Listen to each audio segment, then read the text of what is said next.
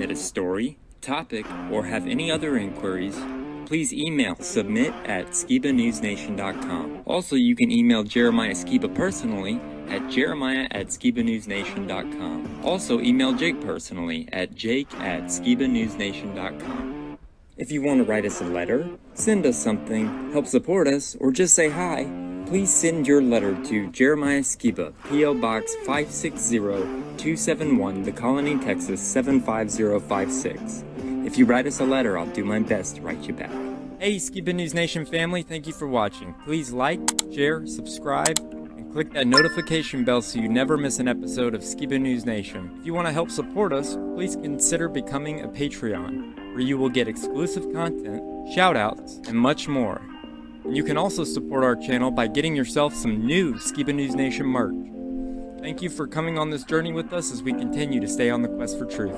Huge shout out to all our Patreon supporters. Thank you so much for your support. We couldn't do this show without you. If you want to help support us, go to patreon.com/Skiba News Nation. Also, you can listen to Skiba News Nation podcasts on your favorite podcast platform.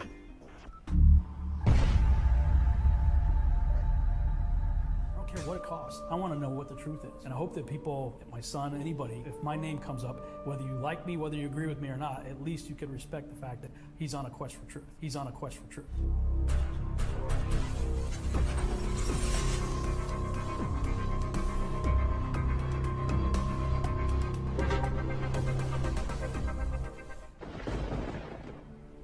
Welcome to Skiba News Nation, bringing you unfiltered views, news, interviews, discussions, and more. And now, here's your host, Jeremiah Skiba, award-winning musician and son of Rob Skiba.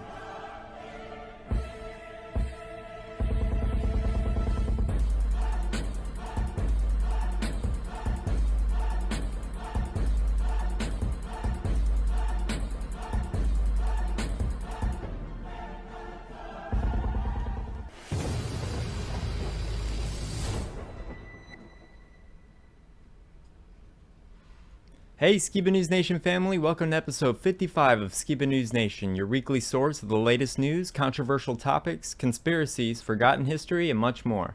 I'm your host, Jeremiah Skiba, and today we're going to be talking about AI watching you through your walls using Wi-Fi. The war against AI has begun. Sound of Freedom conspiracy? Another train crash and evacuation, new revelations about the Nord Stream pipeline, new evidence of the CIA and Oswald and how they're connected, and a new name surfaces. Tucker Carlson destroys and exposes 2024 Republican Rhinos. An all-new Opus Corner. And for history, we're going to be talking about the tragic life of Kelsey Grammer, memes, and much more, so stay tuned. Now, as always, I'd like to introduce my great and insightful co-host, Mr. Jake Grant. Welcome, Jake. What's up with you, man? Or what's up? Oh, just same old, just plugging away. Got some great news for us this week. I had a buddy after Hebrew Fest came over and has been camped out in my front yard, and we've been studying ancient manuscripts, diving into the long lost stories and lore of the ancients, right? Mm-hmm. So other than that, and just spending time with my family, just, you know, same old, man. I'm really excited for this week's episode. We got some really interesting stuff to talk about. Let's get into it. All right, man. Let's do it.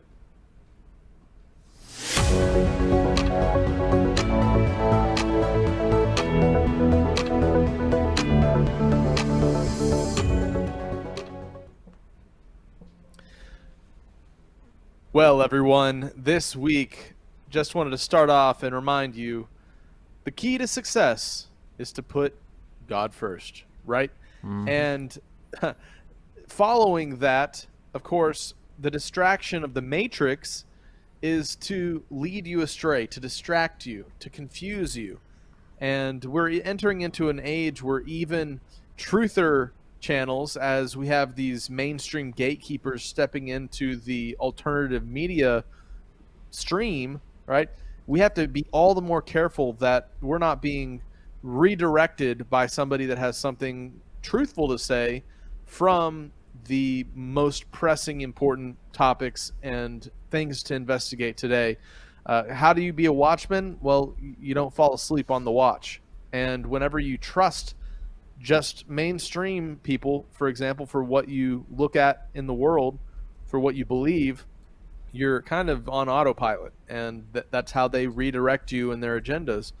But even with that said, as truthers and conspiracy theorists, we can't be on autopilot when it comes to our favorite YouTubers or whatever as well. And so that's why it's always a caveat to remind ourselves that, sometimes we look at mainstream media and see actors, liars, manipulators, thieves, tricksters, brainwashers, but there are many wolves in sheep clothing, so to speak. They're not all just the very blatant, obvious deceivers. There are also those who have agendas and ulterior motives behind good things that they can sway people with, based minds. And so that brings us to something very interesting that I saw. It's the fact that AI can now use Wi-Fi routers and turn them into cameras that can see people through walls. What? Which is just mind-blowing that this is possible. But check out this video explaining how it works. So what they did is they had a camera looking at a space with people in it. That's sort of like coming in from one eye. The other eye is the radio signals, so sonar from the Wi-Fi router. And they just learned to predict, like, this is where the human beings are. Then they took away the camera. So all the AI had was the language of radio signals bouncing around a room. And this is what they're able to reconstruct. Real-time 3D pose estimation, right? So suddenly AI has turned every Wi-Fi router into a camera that can work in the dark, specially tuned for tracking living beings. That's some scary stuff. Whoa. So no matter where you're at, you can't hide from the AI. Unless, of course, you go off grid, but Yep. It makes me wonder, though, if that's what they can do with a Wi-Fi router, then what about like Elon Musk's Starlink that's crossing the night sky? Last night or a night or two ago, I saw Starlink cross over our backyard, and I was like thinking, man, I wonder what other uses other than just giving internet access to people in rural locations those satellites make possible. So just something I found very curious. And we like to talk about BlackRock and Vanguard because we showed this video a few episodes ago of somebody from O'Keefe Media Group releasing a secretly recorded conversation. And it's funny because they hate being in the media spotlight.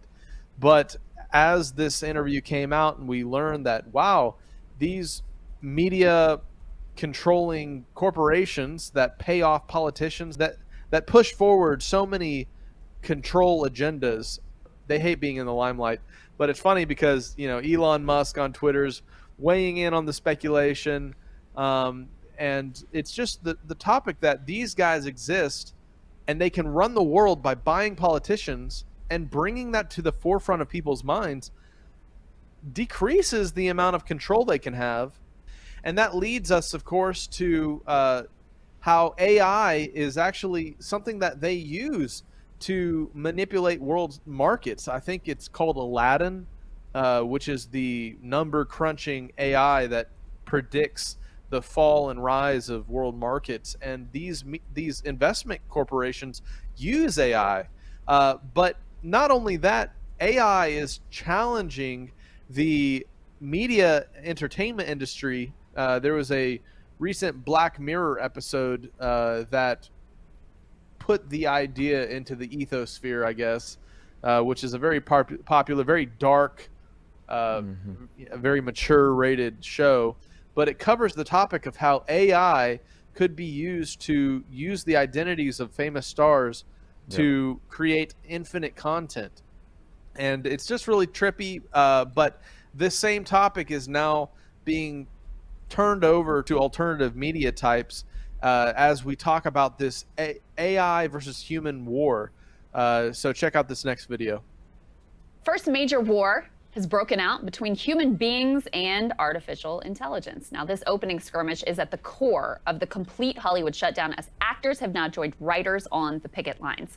This strike, which is the first of its kind since Ronald Reagan was head of the Screen Actors Guild, as Sagar pointed out, it's extraordinary for its breadth and for how it will impact all of our favorite shows and movies. But while the grievances are at their core typical workers' concerns over wages, working conditions, and fair treatment, the way that tech is upending this entire industry has emerged as a key concern for both the writers and the actors that are involved here. Just take a listen to SAG-AFTRA President Fran Drescher on why their members overwhelmingly felt compelled to strike. The entire business model has been changed by streaming, digital, AI. This is a moment of history that is a moment of truth. If we don't stand tall right now, we are all going to be in trouble. We are all going to be in jeopardy of being replaced by machines and big business, who cares more about Wall Street than you and your family. In an interview on MSNBC, she went into even greater depth about some of the specific AI proposals that the union had so recoiled at. Just take a listen. There are things that they want to have our background performers work one day for and get scanned for AI, and then they own the likeness of the person digitally, and they could use them over and over again. What is going to happen to that hardworking background person? They're going to be out of business. This is the kind of thing that's happening all over the world. The issues that are being brought up are so novel, and yet in some ways the struggle is the same as it ever was. So just to give you a little bit of context here, according to the Actors Union, Hollywood studios want to be able to scan actors in order to create AI replicas, which those studios could then use for whatever they want, literally forever. Now, if that's true, that proposal would completely destroy the livelihoods of many actors who depend on background work in order to make ends meet, would basically be the end of movie extras. Remember, the overwhelming majority of actors are not the superstar multimillionaire celebrities that become household names. They are more likely to be the background actors who are living paycheck to paycheck, but who are still a key part of making your favorite show or film. Now, the studios did push back on this characterization, saying the current proposal would only allow the AI scans to be used on that particular production for which the background actor is employed. Even that would be really disastrous for them. And apparently this tech is already being deployed in the industry. Actress Lena Hall wrote on Twitter, quote, "So Snowpiercer Season 4 did a full body scan and full range of emotion capture of all the series regulars on the show, not ever telling us the real reason why. Now I know why, and it's really disturbing because I did not consent." Writers are also striking in part over AI concerns. They fear that in a world where streaming networks are desperate to churn out just as much content as they possibly can as quickly as possible, studios could turn to AI to cut writers out of the process as much as they can. According to The Independent, quote, "Members of the Writers Guild of America, WGA, shared concerns that producers may seek to use AI to write scripts or at least use the technology to complete unfinished screenplays, and have also urged production houses to agree to safeguards around its usage. Screenwriters fear AI could be used to churn out a rough first draft with a few simple prompts, and writers may then be hired after this initial step to punch such drafts up, albeit at a lower pay rate." These concerns expose the techno-optimist lie that AI will create more jobs than it destroys. Thousands of background actors could be put out of work. How many coders will it take to program their likenesses into the background? Handful, maybe? And the job of writer might remain, but it will be degraded so that they will effectively be assistants to the bots, cleaning up the drafts that AI churns out. And what's true for this industry is going to be true for many, many more, because bosses are always going to look for ways to use fewer workers. Workers are expensive, they have rights, and there's at least some limitations on how much you're allowed to exploit them. Bots, they never talk back, they never need time off, and they require no humanity. If the country only cares about profits for the top, human beings could become truly disposable. That's to say nothing of the way that Hollywood has already been degraded and stripped of beauty, risk-taking, and creativity by the demand to place the safest, most market-palatable bet. Now, you may not think that this fight has a lot to do with you other than creating an annoyance as your favorite show production is delayed. You may think that these Hollywood stars and starlets have nothing in common with you and are privileged to even have the ability to complain about all of this. And you know what? There's some truth to that. After all, it is their prominence, combined with their union power, by the way, which is the only thing that even gives them a chance to push back on any of this. But this is just the beginning. Automation has already come for blue-collar America. Now it's coming for white-collar workers, too. Everyone now has an interest in seeing the shared threat to their livelihoods and supporting one another in these struggles that will draw new lines in the sand of what is acceptable and what is immoral in this new landscape. Bottom line, technology should benefit human beings, not destroy their lives. Because in this future that we are just catching a glimpse of, it's not that people will become wholly irrelevant. It's that the gulf between the haves and have-nots will become ever greater as the owner class separates more and more from the labor class. It's that every last sector of our lives will be colonized, commoditized for profit. And if this brave new world can come for Hollywood stars and starlets, what chance do ordinary people ultimately stand? Isn't that interesting? I mean, if that's the level of technology that AI is at, where they can scan Hollywood workers and just create and churn out films, TV shows, without really ever needing those people on set anymore. I mean, you take one scan of your main actor, and then you can just have them say and do whatever you want. The ability for just content to be churned out becomes shocking. Mm-hmm. And but also the fact that they can use AI to do that to just the everyday person and create deep fakes and all this. It's just amazing to see how this technology is advancing, and it's even affecting Hollywood itself, right? And so just wanted to show you that video. What did you think, Jeremiah? I mean, like I said, I think AI is going to start taking the place of artistic people, of people that are, you know, actors, that are, you know, painters, artists, just graphic designers. Now AI can do it. So it's like, I knew at some point this was going to happen, but never thought it would be like this, like a actor strike or anything. But it's just crazy to see how we're going to war against the AI finally.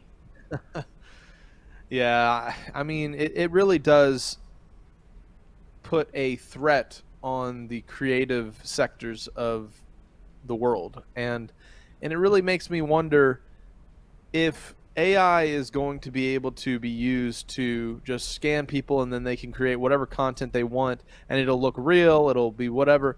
Then there's an aspect of AI media that makes me uneasy. Like, I know we've talked about how in the past that talking to AI is almost like talking to a computerized Ouija board.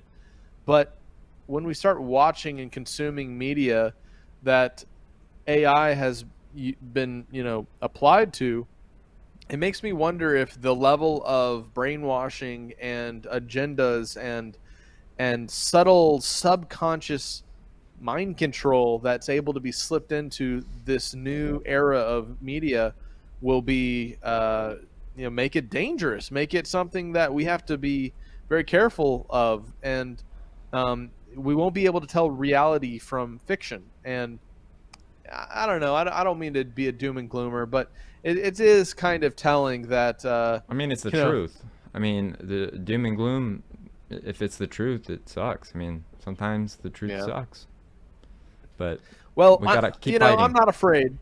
Yeah, let's keep fighting, man. Exactly. I mean, it just makes me want to support more alternative media, alternative film, and just encourages me that there are ways outside of the B system. We're not helpless. And I mean, part of it is the hook of the entertaining stories and shows that we've grown up on. If they offer us a carrot on a stick, you know, they can get us to fall into their trap. But if we're mentally as well as physically exiting Babylon, then we're not going to be wanting to watch all their shows that could be full of indoctrination and AI, you know, whatever. And that's interesting that we're talking about this, because recently Elon Musk not only was calling out BlackRock and Vanguard, but he recently called out Google, the Google exec. So check out this next video. Elon was on Tucker last night. It's part one, part two of their interviews tonight. And Elon started talking about some conversations he was having with Google about AI. Folks, this is one of the most disturbing answers I think I've ever heard. How one of the most powerful companies in the history of planet Earth, $1 trillion company, Google, how Google right now, some of the people involved who were involved early on and probably filtered down to the company are talking about creating some kind of digital god, small g. This is crazy. Take a listen. The reason OpenAI exists at all is that Larry Page and I used to be close friends, and I would stay at his house in Palo Alto, and I would talk to him late into the night about AI safety. And at least my perception was that Larry was not taking AI safety seriously enough. What did he say about it? He really seemed to be wants sort of digital superintelligence, basically digital God, if you will, as soon as possible. He wanted that? Yes. He's made many public statements over the years that the whole goal of Google is what's called AGI, artificial general intelligence, or artificial superintelligence. You know, and I agree with him that there's great potential for good, but there's also potential for bad. And so if you've got some radical new technology, you want to try to take a set of actions that maximize the probability it will do good and minimize the probability it will do bad things. Yes. It can't just be helpful leather to just go, barreling forward and, hope for the best. And then at one point, I said, well, what about, we're going to make sure humanity's okay here. And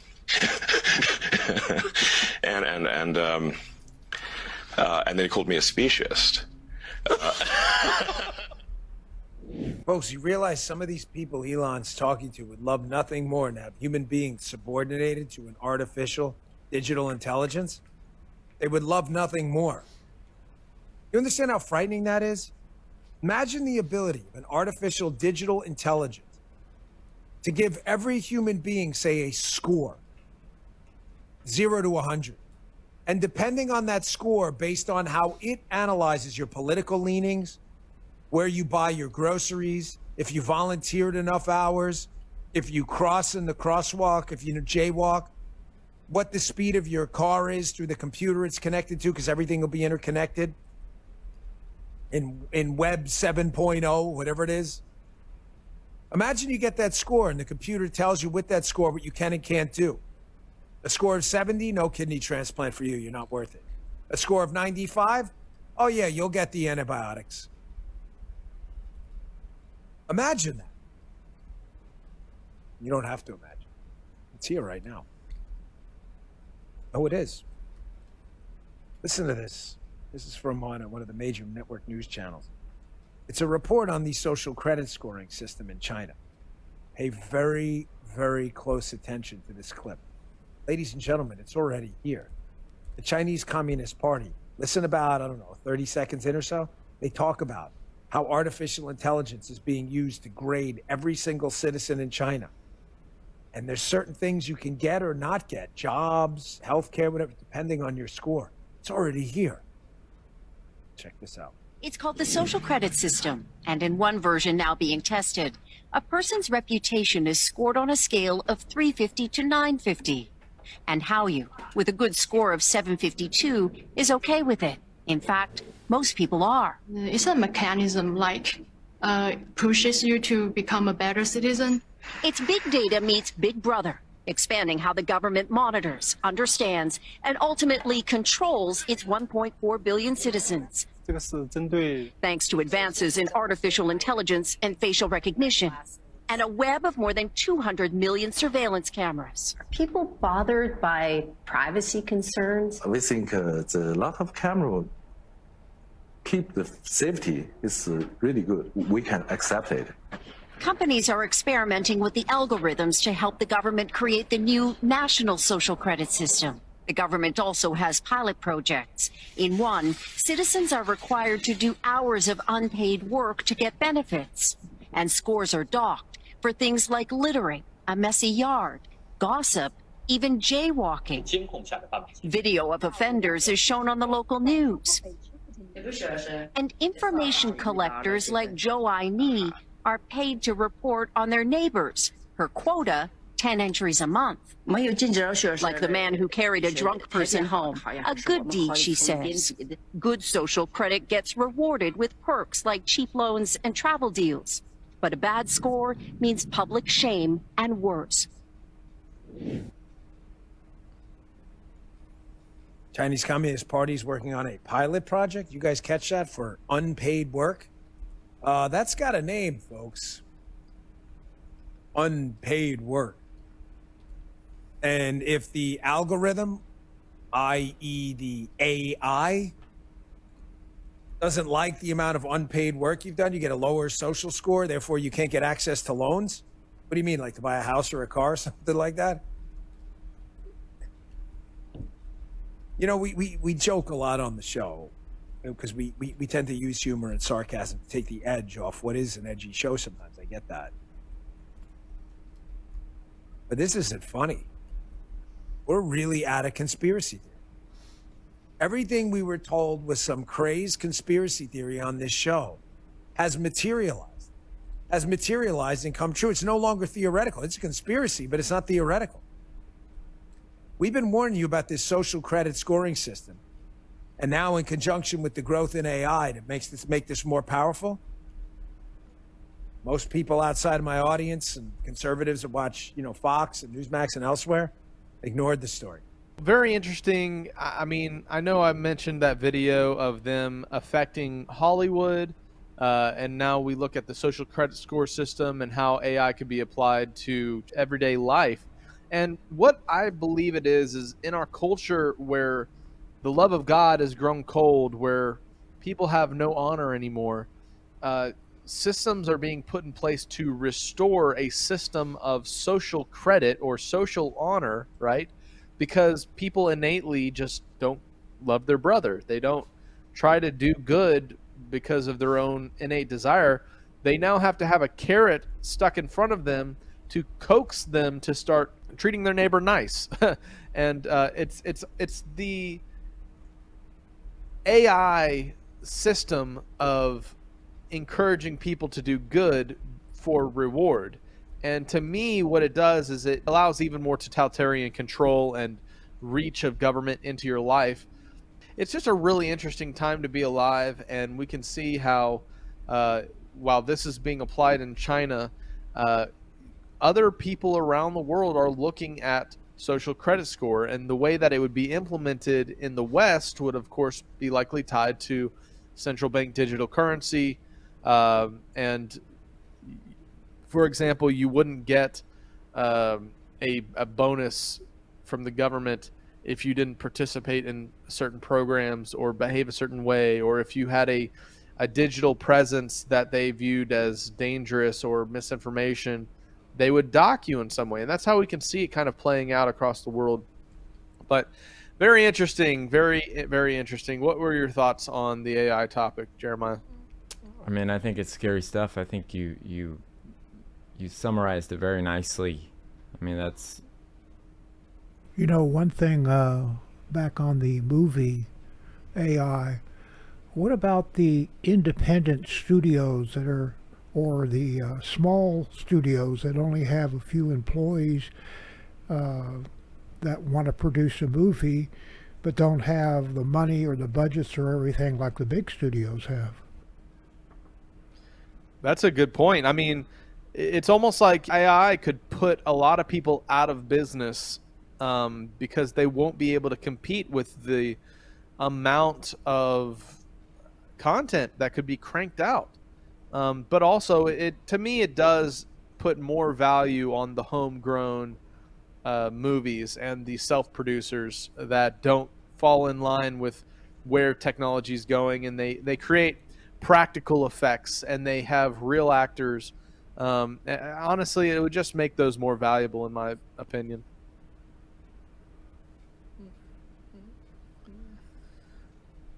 Well, so we have, this topic of film and Hollywood taking the world by storm, of course, is The Sound of Freedom. knocking Disney's Indiana Jones film out of the box office. The Sound of Freedom has an interesting conspiracy that's following it right now, which is theaters are encountering all sorts of issues when people go to watch it. So let's watch this I next had video. one. And I'll talk about it oh, after. really? You'll have to tell us about it. All right. Guys, it's really interesting that all of these coincidences are happening. Check this out. Something isn't right here. A ton of people come out and complain it's not our fault. We have to get this situated so that everybody can feel accommodated, and then we'll restart the movie. With our projector, we had to wait for it to download the movie. It's going to be about 30 minutes. Everyone in here is going to get a free film pass. If you want to leave, that's understandable. I'll go do a refund. I can help you. In a bathroom, Tim regards himself in a mirror.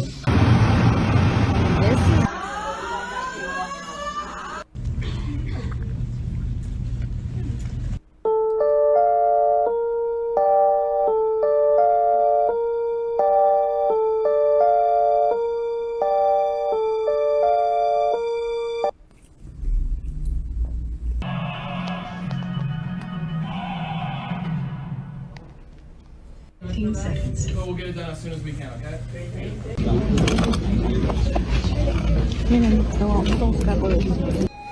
So I've been seeing all over TikTok.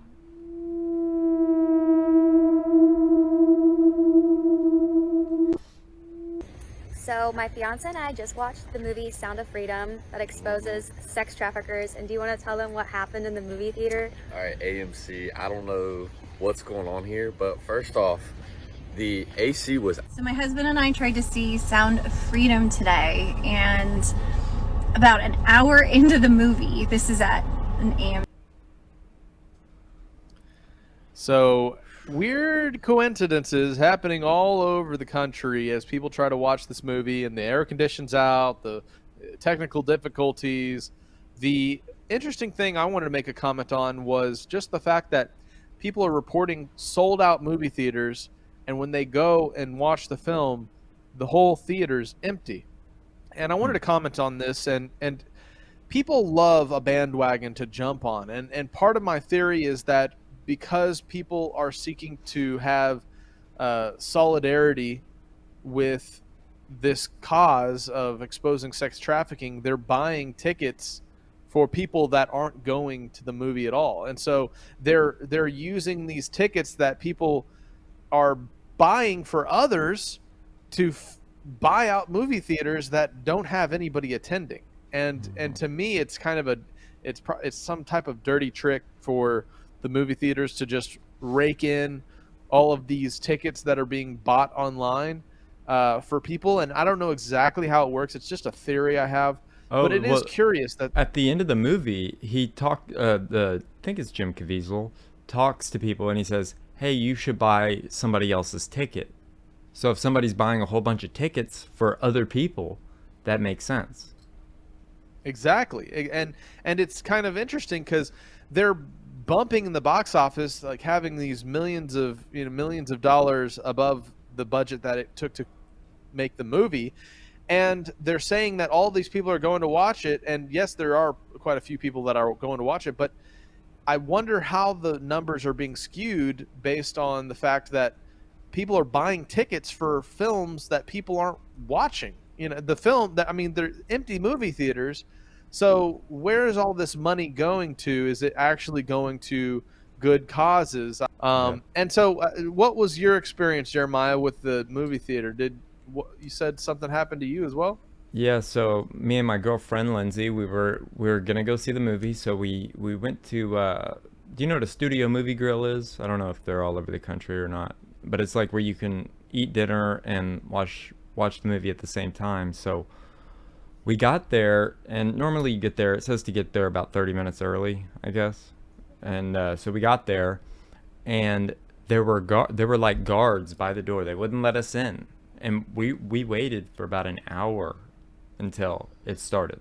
Like, I don't know what was happening, but it was late, and it was to the point where my girlfriend, who's, you know, not as conspiratorial as I am, she looked at me and she said, "This is weird." Like, This is very, very weird. And we've been to this theater thousands of times, and nothing like this has ever happened. And it was a weird feeling, but it was full. But it was full of like, it felt like, and this was just my opinion, felt like people who wouldn't normally see the movie, like they were just filling up the seats, like they got a free ticket or the theater let them in. I mean, it was kind of strange to me. I mean, just the hour itself that we waited to get in, it's like, what's going on here? They were like, oh, we're cleaning. We looked in there, they weren't cleaning. They were doing something, but we couldn't see. That's interesting. I mean, I think there's something to this. I mean, there's a reason that this film is so successful. Maybe it's a turning point in exposing the darkness of this world. Maybe there's more to the story, like I shared last week, where it's leading to the possible microchipping of our children, right? Yeah. It is a interesting spectacle that has become very widely published. But one of the things that's interesting here that I wanted to share in regards to this topic is, they should start reporting the number of kids that go missing every day the way they report COVID numbers, right? Maybe that would get people's attention. Yeah. Of course, this film's waking people up, and we see the mainstream media is doing an interesting cover-up of the film, trying to discredit it as they do, pushing the fact that he's tied to QAnon theories,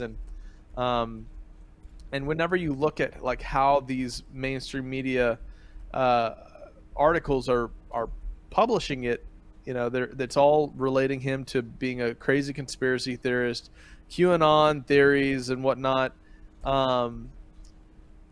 fantasy fit.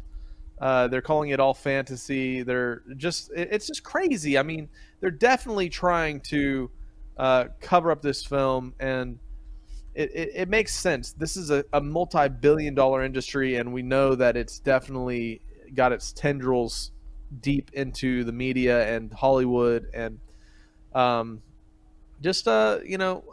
been paying attention to it, and I found it interesting, if it is true that the AMC theaters are all coincidentally experiencing issues when people try to go watch it. Mm-hmm. All right, so let's see here. Our next video is some more just pressing real-world news. There was another train crash, and homes are being evacuated. Check out this next video. Oh, great. This is Dabu 7. A heads up here as we have homes being evacuated after this train carrying hazardous materials has derailed outside of Philadelphia. They're saying that this is a 40-car CSX Norfolk Southern train derailing in Montgomery County, Pennsylvania. This was just before 5 a.m. This has prompted emergency crews to respond to the area of White Marsh Township. They say that between 15 and 20 of the derailed cars were carrying hazardous materials. This is prompting a level 2 hazmat response. So officials have evacuated houses and businesses.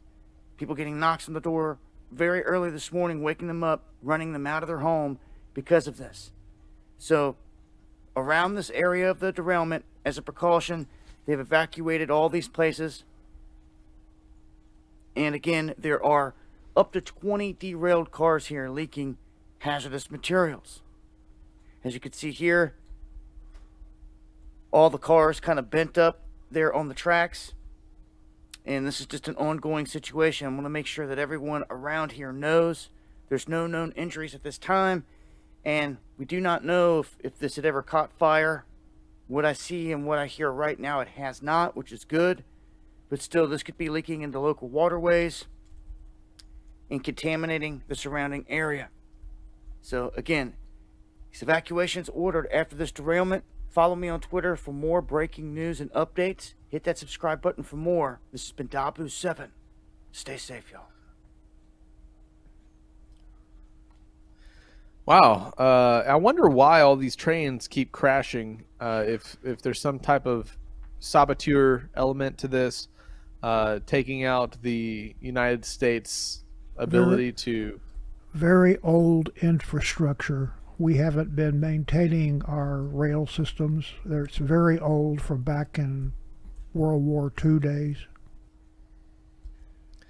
That definitely makes a lot of sense. Just, I mean, the amount of cargo and goods that are transported around by trains is enormous. I mean, compared to transporting something by wheel, trucking, trains are fairly affordable, and it's it doesn't make sense that we've not updated and turned the train transportation system into something much more reliable and sturdy. But it's just funny, I know we covered the big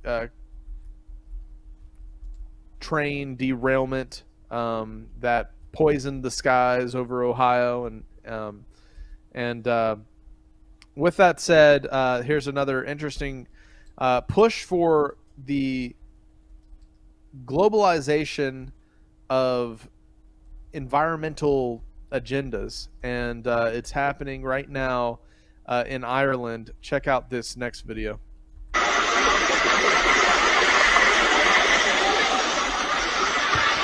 Farmers in Ireland are protesting against the government's plan to slaughter 200,000 dairy cows to reduce greenhouse gas emissions. Oh man, Wow. How crazy. That's crazy. I guess the cows are a little too flatulent, it's just insanity, man. And this is the kind of stuff that they're pushing to the party of the brainwashed, right? That in order to help fight climate change, you should start with reproductive rights. So in order to push this agenda, not only are they taking, an attack on farmers, agriculture, but they're also telling us we should abort our children or not have children, and that's how we can curb environmental climate change. And it's just insanity, man. It's insanity how these agendas are being pushed forward. But just keeping you guys aware of what's going on around the world. We've talked in the past about the Nord Stream terror attack and the destruction of that pipeline, and the possible role that the United States government may have had. Well, here's another video on that topic. Well, why won't the international community investigate the bombing of the Nord Stream pipeline, the largest ecological disaster, the largest ecological attack in world history? Seems like a good idea, maybe, to get some answers on that. They don't seem to really care about that. Tucker Carlson asked that question to presidential candidate Nikki Haley over the weekend, and she didn't have any kind of answer. Watch. Well, speaking of energy in the military, who blew up the Nord Stream pipeline? I mean, I don't know. I'm not claiming you did it. No. I'm just kidding. No, I don't know. I mean, that's what I'm saying. Do you know who did it? Seems pretty obvious. It was backed by the Biden administration, I would say. I mean, I think all the evidence suggests that, but I wasn't there. I guess what I'm really saying is, if you were running against the Biden administration, to do something like that and shaft our closest allies in the world, which would be Western Europe, and deprive them of the energy they need to run their manufacturing sector and destroy their economy, which it is in the process of doing, that's a major sin to have done something like that. You just betrayed our allies, and no one on the right is accusing the Bidens of what they clearly did. So I don't know why. My next guest, though, is asking that question. Jeffrey Brodsky is a journalist who just testified before the United Nations. Watch. Thank you very much. My name is Jeffrey Brodsky. I'm the only journalist to travel to all 4 blast sites of the Nord Stream 1 and 2 pipelines on the Baltic Sea.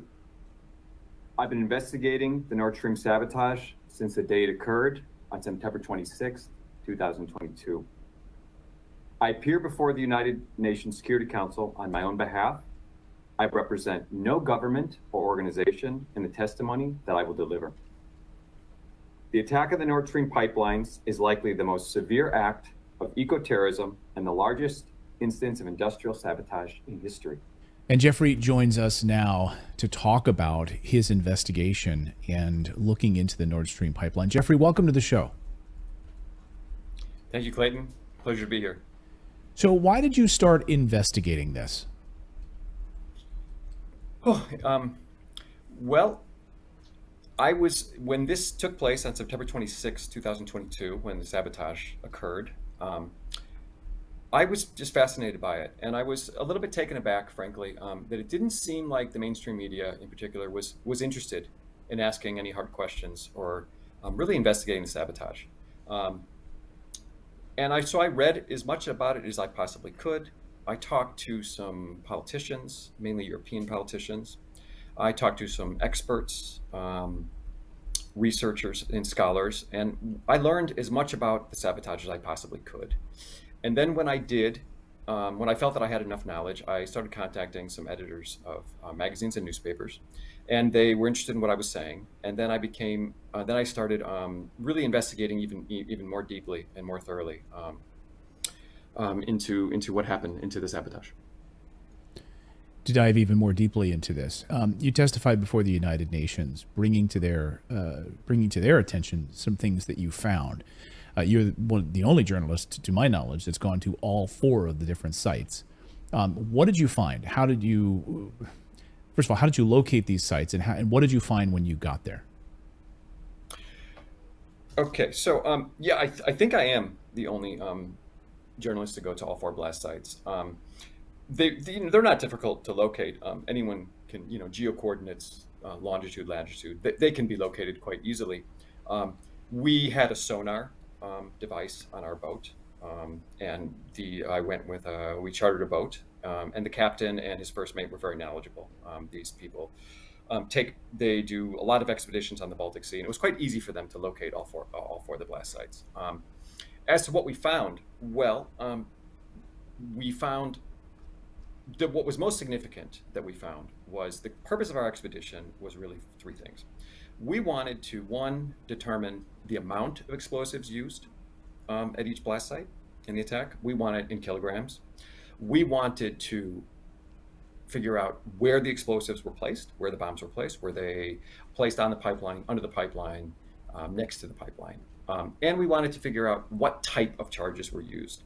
Were these linear shaped charges? Were these bulk explosives? Were these canonical charges? And we were able to do that by capturing underwater drone images and videos that had never been seen by the public before of all 4 blast sites. And we were able to do that by also capturing sonar images of all 4 blast sites. I then took this data that was obtained through the expedition, and I showed it to explosive experts, ex-US Navy SEALs, the managing director of an explosive engineering company.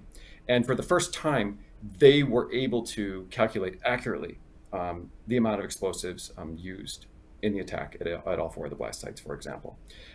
That was really significant because before it had been reported previously, and erroneously, I should say, that it was up to, for example, about 500 kilograms of explosives used at each site, or even more. But those calculations were inaccurate, and they were just far overestimated. These experts that I talked to and have quoted in my articles, they've said that it's between 10 and 50 kilograms per blast site. Why is that significant? Can you educate us? Yeah, why is that significant? Well, it's significant because, knowing the amount of explosives used is one of the clues to how the operation was carried out, how it could have been carried out, what was used to carry out the operation. Perhaps the size of the boat? Size of the boat, certainly. Whether or not, divers went, whether or not a submarine would have been needed, perhaps what kind of UUV would have been required. And, that would indicate that, a smaller boat could have been possibly used. And it also indicates that divers were likely used. A submarine was probably not involved, or it may have been, but a diver could have done this certainly without the assistance of a submarine, according to the experts I've spoken to. So that was all significant. Those were significant findings and clues that could really lead to, hopefully at some point unmasking a perpetrator. So fewer than 500 kilograms of explosive used at these 4 different blast sites. Vastly fewer. 10 to 50, and 50 would be the very high range. Most of the experts I've spoken to said it's, closer to the 50 figure than the 10 figure. So what was the United Nations response when you presented this data to them?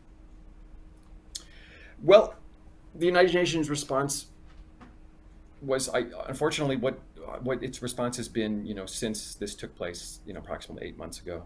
It seems that all the countries on the Security Councils kind of fell back to their previous positions, which is that there is saying that there is an ongoing investigation. I should say there are 3 ongoing investigations they were conducted by Sweden, Germany, and Denmark, separate investigations.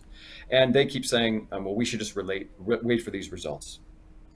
But, it's very unlikely, at least according to experts I've spoken to, and at least what we know about, underwater surveillance systems, that these countries, at least Sweden in particular, doesn't know what happened, and the U.S. doesn't know what happened. And it seems to me that these countries are dragging their feet.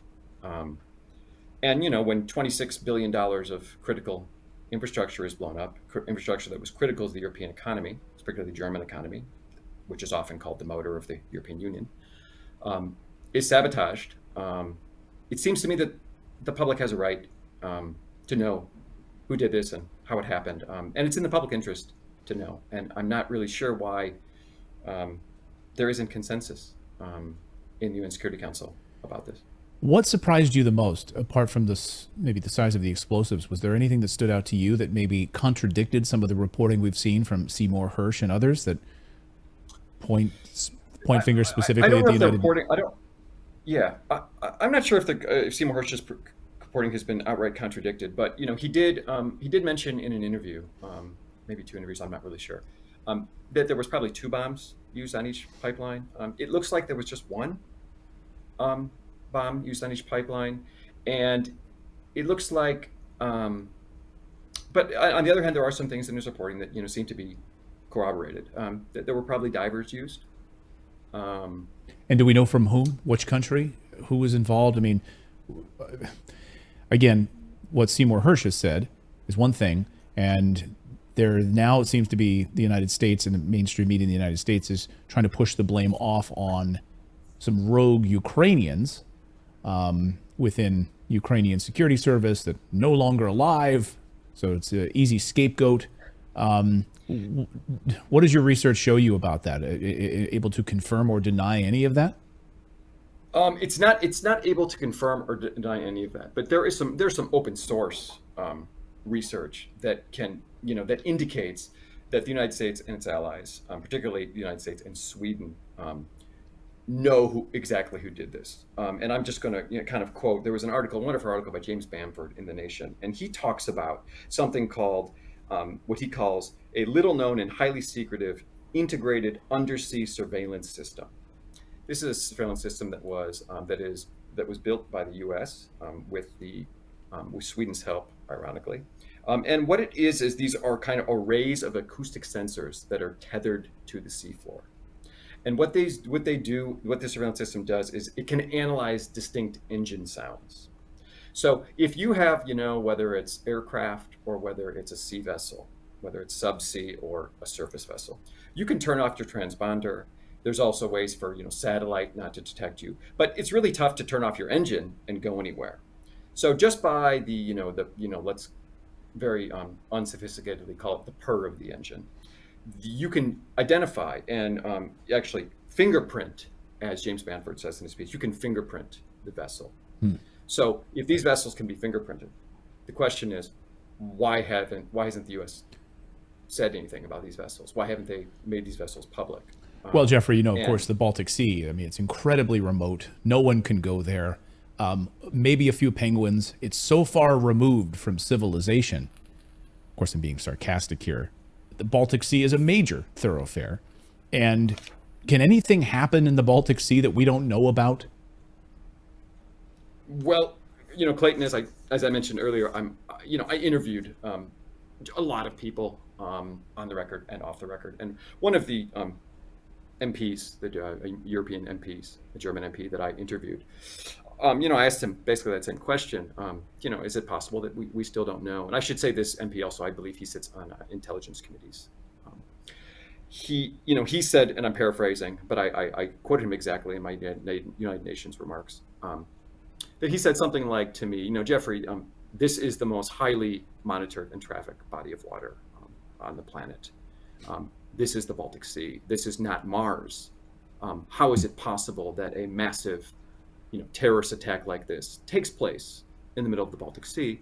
And everyone's, and now I'm speaking, not him. Everyone throws up their arms and says, we're stumped. We don't know. It's remarkable. Doesn't seem to add up. Yeah, there's a lot that doesn't add up here. One piece I'll just kind of get you out of here on this point, and it's come to light in the past few days with this attack in Crimea over the bridge over the past 24 hours, that the BBC reports, well, the Ukrainians contacted us, and yes, it was the Ukrainian Navy along with the Ukrainian Security Service that carried out this attack, and they're very proud of this attack, right? So this Ukrainian Navy, where does this Ukrainian Navy pop up from out of? Because we've heard when the attack on the Nord Stream, well, Ukraine doesn't have a navy anymore. It's been destroyed. But now the Ukraine has a navy suddenly. So there's this back and forth debate about, well, where's Ukraine getting this navy all of a sudden? Anything come to light in your research about that, the Ukrainian Navy piece of this, and what type of ship might have been used? Not what type of ship can be used, but there is again some open source things on there. Or now it's open source. The Discord leaks, you probably remember. I think it was quoted in the Washington Post. Zelensky is quoted as saying, that they should maybe blow up other pipelines, other Russian pipelines. And I should also say, you asked me, Clayton, about why was it so significant to go to all 4 blast sites? The BBC chartered an expedition to one of the blast sites in October of 2022, so just a month after the sabotage occurred. And they made a big mistake. They actually only went to one of the blast sites, and it's almost 100% accurate to say they did not even find an actual blast site. What they did is they found a 250 meter long rupture in the pipeline, if I remember correctly. And this, when you have a 250 meter long rupture, you can't determine where was the bomb placed, how many explosives in kilograms were used. You can't really draw any significant conclusions. Experts can't draw any significant conclusions. So, and furthermore, the BBC, what they found was a large rupture in the pipeline. In other words, just a large hole. But the rupture was actually not caused by a bomb or the explosions. The rupture was caused by the overpressure of gas, the rapid release of the gas due to the bomb in a separate area of the pipeline. So what was really significant is we went to Nord Stream 2, line A, in the exclusive Swedish economic zone. And that is, the depressurized site. This line was blown up twice, and the site we went to was blown up approximately 17 hours after the first explosions. And therefore, when you show images and pictures, images and videos to experts of this site, they were able to make accurate conclusions, draw accurate conclusions about the amount of charges, the placement of the charges, and the type of charges. That's what's really significant. And it was curious to me, why the BBC, and I think there was a later expedition just last month in June by Danish TV2, a public television station. And it was curious to me why they didn't go to the depressurized site. Why didn't they go to line A, Nord Stream 2 in the Swedish zone? Because that's really the site that can provide clues and insight into how the sabotage was carried out. Convenient omission, which is exactly what the media is excellent at. Jeffrey Brodsky, we look forward to your continued reporting on this. We'd love to have you back on the show as you uncover more about this story, which I think is one of the most important stories of our time, the bombing of the Nord Stream pipeline. Thank you so much for this. We appreciate it. Wow. So we definitely have some type of more than meets the eye story here with the Nord Stream. And you heard there during that Tucker Carlson interview where he's like straight out calling out the United States for and the Biden administration for blowing that thing up. And it is interesting. This led to the drastic rise in energy prices in Europe because they didn't have that pipeline bringing in natural fuels. And it's all more than meets the eye. And of course, there are government cover-ups and false flag events, Gulf of Tonkin type things. But here is another interesting government cover-up that's getting a little bit more light shed on it. We've covered it in the past, of course. Jeremiah even did a segment where a popular movie star's father could have had a role in the JFK assassination. But check out this clip on how a new name has surfaced regarding the assassination of JFK. Joining us now for more on all of this is Jefferson Morley, editor of JFK Facts blog and author of Scorpion's Dance, The President, the Spy Master, and Watergate. Jefferson, thanks so much for joining us. Okay, after 6 decades, the CIA did reveal the name of the official who was intercepting and reading Lee Harvey Oswald's mail. Why do you think we're just learning that name now? We're just learning that name now because there's strong circumstantial evidence that the CIA was running a covert operation involving Oswald while President Kennedy was alive. The New York Times reported yesterday on this document. This man's name had never been made public before, and it gives lie to the notion that there's nothing significant in these documents. That is a highly significant disclosure. And I might add, the man's name was not withheld because he was living. The man who wrote the memo about reading Oswald's mail died 30 years ago. So his name was kept secret, not because he was alive, but because of the activity that he was participating in. And I don't think most Americans know that Oswald did have a connection to the CIA, that the CIA was so interested in him that they were reading his mail for 20 months. Why were they doing that? And by the way, the man's name is Reuben Efron. And yes. He was reading for several months. He was opening Oswald's mail before the assassination. He was reading it. Why was he doing that?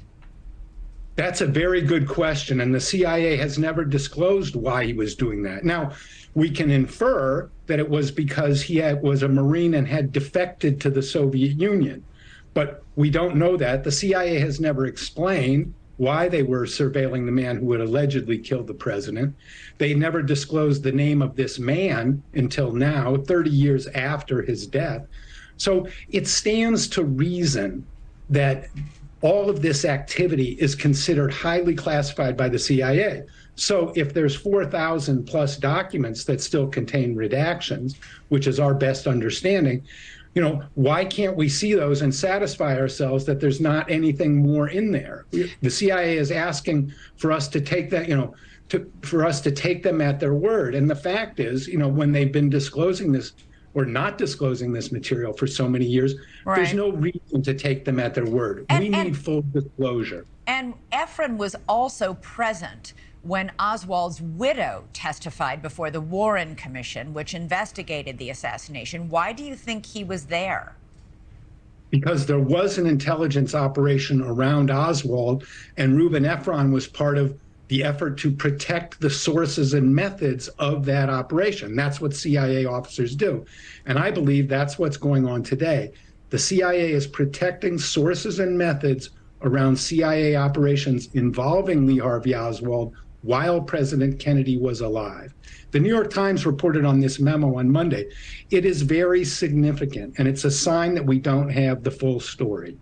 Efron's boss apparently told the FBI on the day of the assassination that the CIA had no information about Oswald.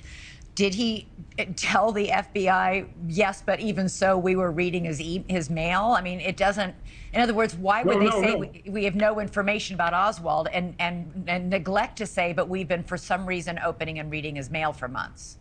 That's a very important memo also, Elizabeth, that yes, Efron's boss denied to the FBI that the CIA had collected any information on Oswald. In fact, the CIA's Oswald file had at least 11 documents generated by the CIA, as well as numerous letters that had been intercepted. So that's another sign that they're protecting operational activity around Oswald right from the day of the assassination. And it continues to this day. Jefferson Morley, it sure would just be helpful if all the documents were released and we can put all these questions to bed, right? That would be a very good idea. It's a lot of questions. There's no proof of anything, but there's certainly a lot of very, very logical questions. I really appreciate you being here tonight. Thanks. Thank you. So I got to get your thoughts on that, Jeremiah. What do you think about this this guy. And I mean, is this just more of a misdirection cover-up from what we've talked about in the past, or what are your thoughts on that news story? I mean, so he was checking his mail. Is that what I got from it? Yeah, pretty much. They just showed that they had revealed the name of the agent who was actively reading that guy's Oswald's mail. I think it says a lot. It says a lot. I mean, that's it's like a new revelation about how they're connected. The CIA and Oswald, and they always claim that they had no knowledge of Oswald, and now it's fact. And people always suspected that. I don't think Oswald did anything. That's my personal opinion, as you know. But that's crazy. And the reason why they won't release those documents is because I don't know if it's because they want us to be conspiracy theorists, or if there's something in there that would totally destroy our democracy. Good point. Well, I just figured you'd get a kick out of that one. It recently came out. They're still redacting so much about the story. After so many years, they're supposed to have released all the documents, and they're still Biden, he still allowed some of those documents about JFK to be redacted, which is just shows that there's something truly deep and and hidden about that whole narrative. And it reveals, I think, how our government operates. Yep. Well, I know you're a fan of Tucker Carlson, and for our last news story, we're entering in, of course, to the election run-up for 2024, and Tucker is kind of poaching some rhinos, some Republicans in name only, and he says some interesting stuff. So I figured you get out a kick out of this next clip. Get him, Tucker. Our economy has degraded, public filth and disorder and crime have exponentially increased, and yet your concern is that the Ukrainians, a country most people can't find on a map, who've received tens of billions of U.S. tax dollars, don't have enough tanks. I think it's a fair question to ask, where's the concern for the United States in that? Well, it's not my concern. Now, after that clip had gone viral, Mike Pence actually came out saying that his full remarks paint a different story. So to be fair, Pence was likely answering a question that Tucker had asked several sentences earlier, but it just goes to show how Pence has a fundamental misunderstanding of modern-day voters. "That's not my concern" was trending on Twitter, and his official reaction was, "No, you have to listen to this 2-minute video to see what I really meant." Mike, it's gonna be really hard to hype up your voters when your voice sounds like NyQuil washing down an Ambien. Because sadly, Mike Pence's presidential ambitions became the first casualty of what Politico was calling the Tucker primary, where Tucker Carlson became Mr. Blackheart from The Simpsons, because he has enough ivory to make a piano after poaching all those rhinos. As Tucker did quick one-on-one interviews with former Vice President Mike Pence, South Carolina's Senator Tim Scott, former UN Ambassador Nikki Haley, former Arkansas Governor Asa Hutchinson, current Florida Governor Ron DeSantis, and entrepreneur and dark horse presidential candidate Vivek Ramaswamy. Now, Tucker didn't sit down with each candidate with a list of boring questions.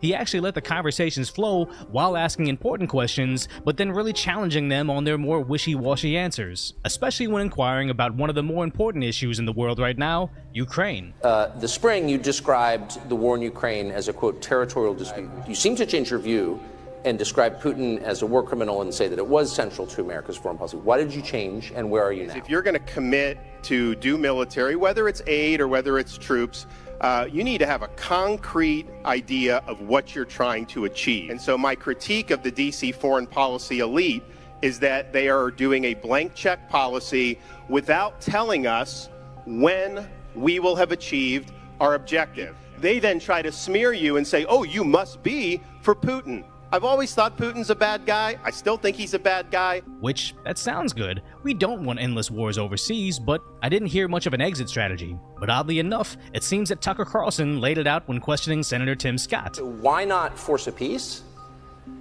How would you do that?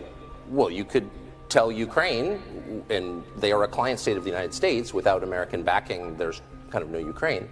We're literally paying the salaries of their bureaucrats. We want you to sit down, as they tried to do, but were stopped by our government, and stop this war. It just really seems that these candidates are just not prepared for a live show where they're going to be forced to make polarizing statements and I think it's great. Who blew up the Nord Stream pipeline? I mean, I don't know. I'm not claiming you did it. No. I'm just kidding. Now, he said let me take a break here. I know we disagree on this strongly, but I respect your right to your opinion on Ukraine, and I trust you'll respect mine. I can't let you elide over the question of the treatment of Christians. I know. I heard and that would again. you be? Well, no, but hold on. Would you be problem is willing? you don't accept my answer. I just told you that. Don't you think? Let me explain to you what I think our national interest is there. I would think you would have greater concern for religious liberty in Ukraine. Because Americans are tired of seeing this, when America used to be seen like this. But the only person that actually seemed to have an America First answer was Vivek Ramaswamy. And we are pushing Russia closer into China's arms by actually continuing to arm Ukraine. I think he might be what the I've best said is that VP I would for Trump. negotiate a deal that ends the Ukraine war, frees the current lines of control. Yes, that means giving part of the Donbas region to Russia.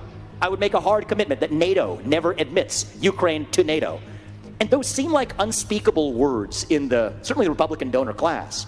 But we get something greater in return, which is that Putin, in that case, would have to exit his military partnership with China. Where Ramaswamy actually earned points on border issues. I think there is no basis for us to send our young men and women, our sons and daughters, people my age or any age, to go defend somebody else's border halfway around the world, when we should be using our own military to secure our own border in this country. Compared to Scott's answer. I wonder what you do with the millions of foreign nationals here illegally, many with fake papers. What do you do with them? Do you deport them? I think it's a very difficult task to deport them all at one time, but here's what we make sure they never do, is you never break the law and become an American citizen by breaking the law. So would you deport any of them? How many would you deport? I think you have to start the process of identifying where they are. Listen, this is a really important question. I hope that we don't miss this. Because those folks who come into our country illegally, even those who are seeking asylum, go around our country, and some of the asylum dates for your... And this is just more of that traditional politician speak. Yeah, he kind of touched on what his answer was, but like a kid in school that has to write a 5,000-word book report, but never read the book. Now, I did like DeSantis' take on the border. This is something on day one. Declare a national emergency, mobilize all resources, including the military, stop the invasion, yes, build the wall, but most importantly, authorize the Border Patrol, authorize our military to deal with the cartels. If they're breaking into our country, bringing product, if I'm in charge, that's going to be the last thing they do, because they're going to end up stone cold dead. Amen. Which makes sense for Governor DeSantis. He made a name for himself with how he handles immigration and the lockdowns. So just like a rock band, he just needs to keep playing the hits. Had I been president 2020, Anthony Fauci would have been fired, and you've got to be willing to do it. Compared to Governor Asa Hutchinson's deflection. And how many COVID shots did you take, and how do you feel about it now, in retrospect? How many COVID shots did you take? 0. And again, maybe it's just my age bracket, but this old school political gamesmanship just doesn't resonate with me. Just look at Mike Pence answer a question about 1/6. Do you think that was an insurrection? Well, first,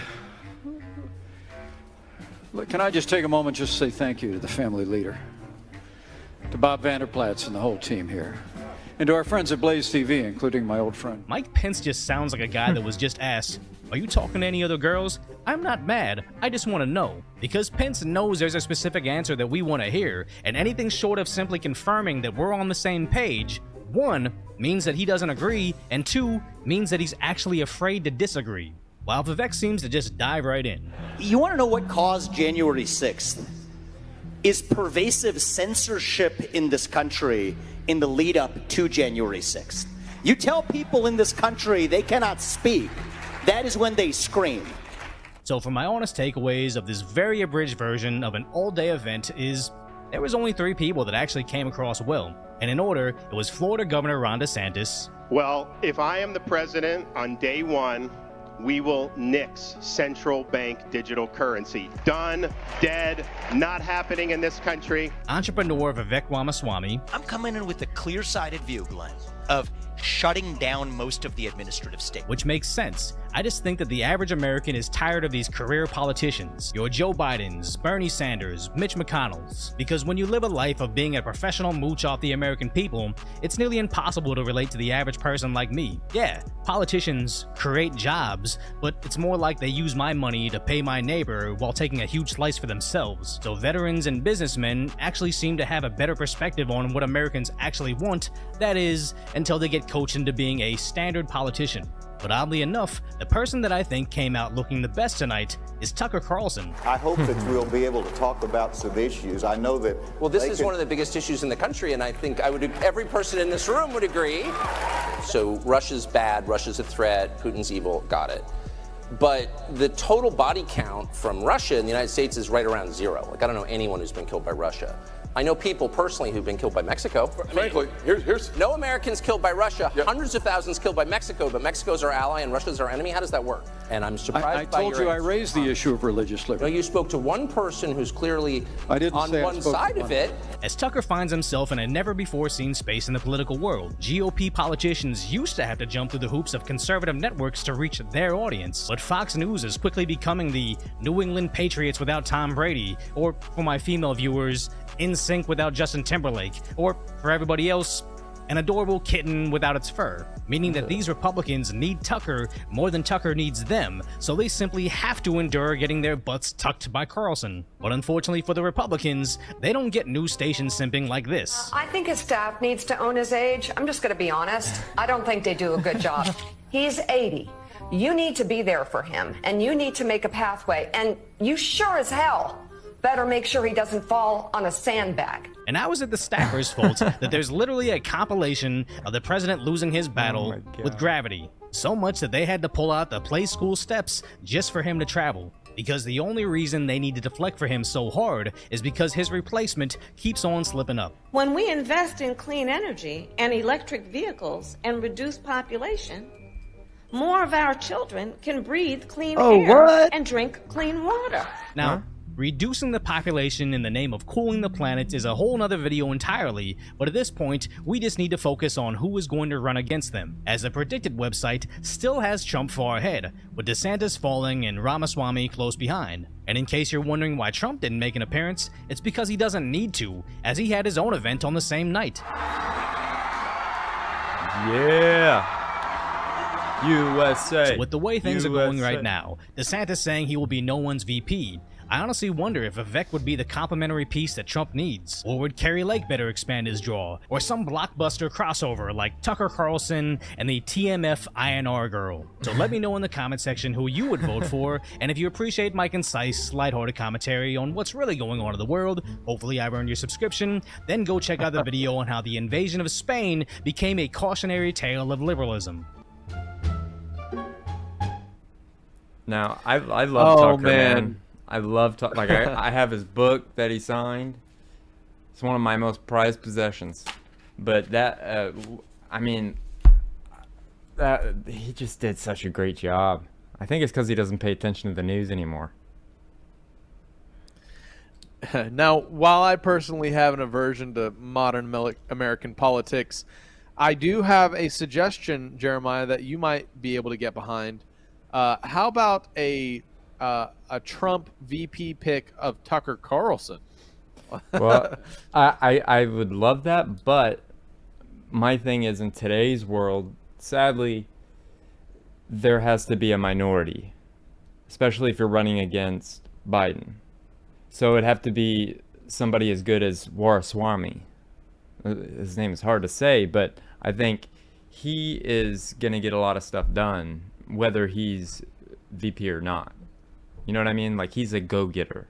He's like, you can tell he's on the top of his game. So at some point, I hope he becomes president. But I've always wanted Tucker to run, because I think he could run this country better than a lot of people can. I mean, Mike Pence is a traitor.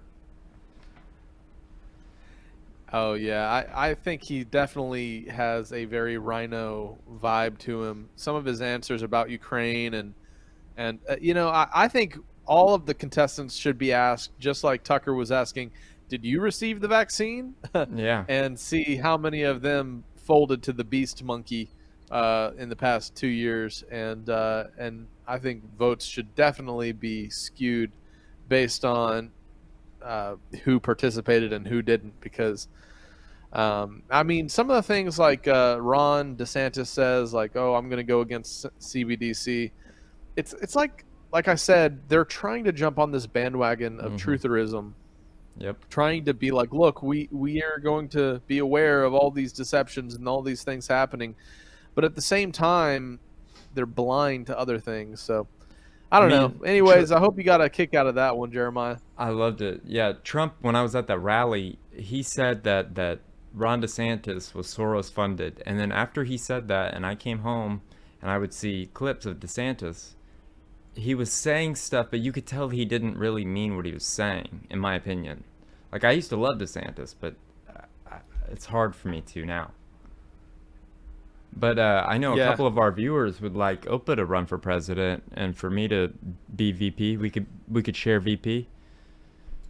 What do you think about that? Yeah, I can be co-VP. Yeah. Or my co-VP. Then I could play my background music like everybody else is. Awesome. Well, I'd vote for you, Opa. Me too. I appreciate that. All right. Well, that's all the news for this week, Jeremiah. Thank you, Jake, for another great current news, as always. Now, a quick video that I just put together of my mom's book, The Protocol That Kills. Kingsgate Media and Skiba News Nation present an exhaustive expose on government. The new amazing book, The Emotional and Disturbing True Story. Sheila Skiba. Following Rob Skiba's death, his widow, Sheila, and co-authors spent countless hours analyzing 40 days of recorded conversations, the transcripts of which appear in the book. This is an extremely well-written first-hand account of the horrors Sheila Skiba endured for the 40 days her husband was held captive in the hospital. It was hard to read and relive since I vividly remember when this was happening to this precious man. But I believe every person needs to know what was going on during the insanity of the pandemic. Sheila Skiba, The Protocol That Kills, a True Crime Story. This book shares a wealth of critical insights that will greatly aid in preventing future needless losses of life. Available on Amazon. Order now. Find more at theprotocolthatkills.com. Now, big shout out to my friend Jerry Ward for making the video part. He did a great job. He sends all of those cool little Skiba News Nation things that you see. But yeah, if you want to find out what truly happened to my dad, check out The Protocol That Kills. And she exposes it all in this book. Well, it's about that time for an all-new Opus Corner. Take it away, Opa. The following presentation may contain too many cat jokes. Viewer discretion is advised. This presentation is rated CJ, cat jokes. Parental guidance suggested.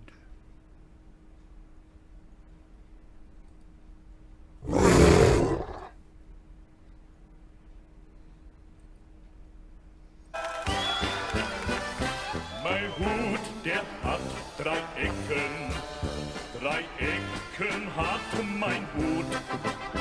Und hat nicht 3 Ecken, dann ist es nicht mein Hut. Time for Opus Corner, so let's get started. A man who had spent his whole life in the countryside was visiting a friend. He'd never seen a train or the tracks they run on. While standing in the middle of the railroad tracks, he heard a whistle, but didn't know what it was. Predictably, he's hit and is thrown to the side of the tracks. He was lucky, sustaining some minor internal injuries, a few broken bones, and some bruises. After weeks in the hospital recovering, he's at his friend's house attending a party. While in the kitchen, he suddenly hears the kettle whistling. He grabs a baseball bat from a nearby closet and proceeds to batter and bash the kettle into an unrecognizable lump of metal. His friend, hearing the ruckus, rushes into the kitchen, sees what has happened, and asks him, "Why did you ruin my good kettle?" "Man, you gotta kill these things when they're small." A husband and his wife were driving down a country lane on their way to visit some friends. They came to a muddy patch in the road, and the car became bogged. After a few minutes of trying to get the car out by themselves, they saw a young farmer coming down the lane, driving some oxen before him. The farmer stopped when he saw the couple in trouble and offered to pull the car out of the mud for $50. The husband accepted, and minutes later, the car was free. The farmer turned to the husband and said, "You know, you're the 10th car I've helped out of the mud today." The husband looks around at the fields and asks the farmer, "When do you have time to plow your land at night?" "No, night is when I put the water in the hole." A fellow walks into a bar very down on himself. As he walks up to the bartender asks, "What's the matter?" "Well, I've got these 2 horses and well, I can't tell them apart. I don't know if I'm mixing up riding times or even feeding them the right foods." "Why don't you try shaving the tail of one of the horses?" The man stops crying and says, "That sounds like a good idea. I think I'll try it." A few months later, he comes back to the bar in worse condition than he was before. "What's the matter now?" the bartender asks. The fellow, in no condition to be in public, answers, "I shaved the tail of one of the horses, but it grew back, and I can't tell them apart again." The bartender, now just wanting him to shut up and leave, says, "Why don't you try shaving the mane? Maybe that will not grow back." The fellow stops crying, has a few drinks, and leaves. A few months later, the fellow is back in the bar. The bartender has never seen anybody in this sorry state. Without the bartender even asking, the fellow tells him his problems. "I shaved the mane of one of the horses and it grew back." The bartender, now furious at the guy's general stupidity, yells, "For crying out loud, just measure the stupid horses. Perhaps one is slightly taller than the other one." The fellow cannot believe what the bartender has said and storms out of the bar. The next day, the fellow comes running back into the bar as if he had just won the lottery. "It worked! It worked! I measured the horses, and the black one is 2 inches taller than the white one."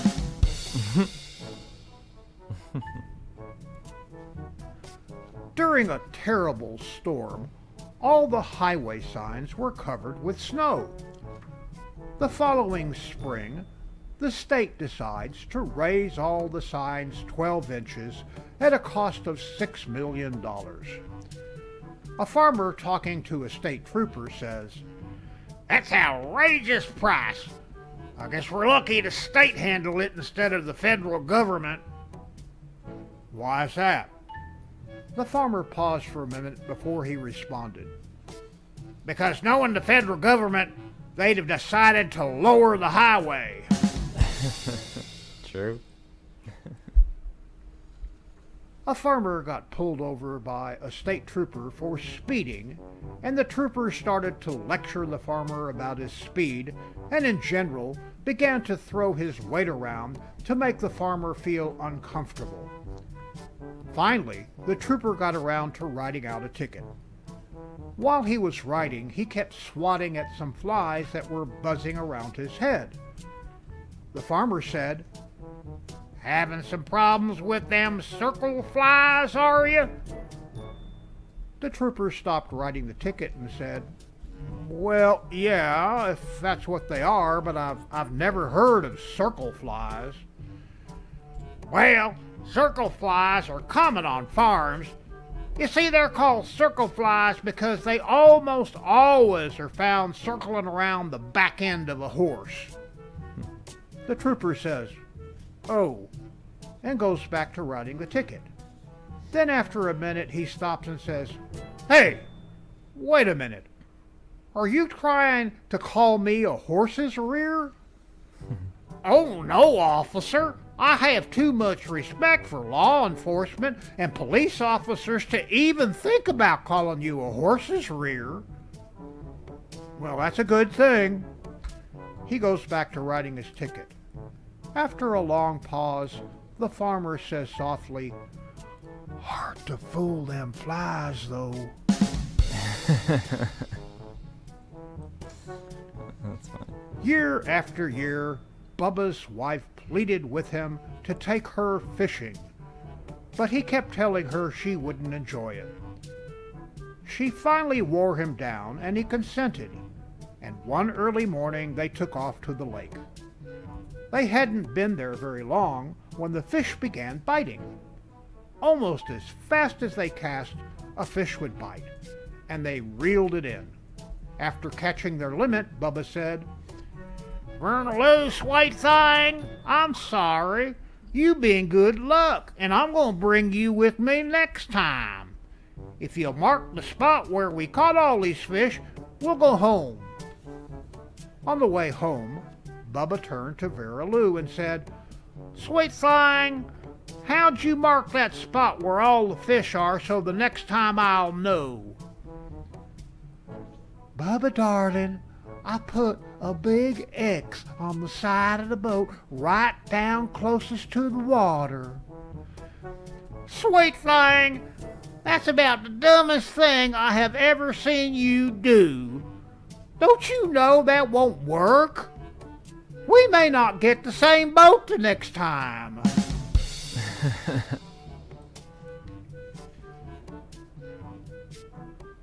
Many years ago, there were two sisters, one blonde and one brunette, who inherited the family ranch.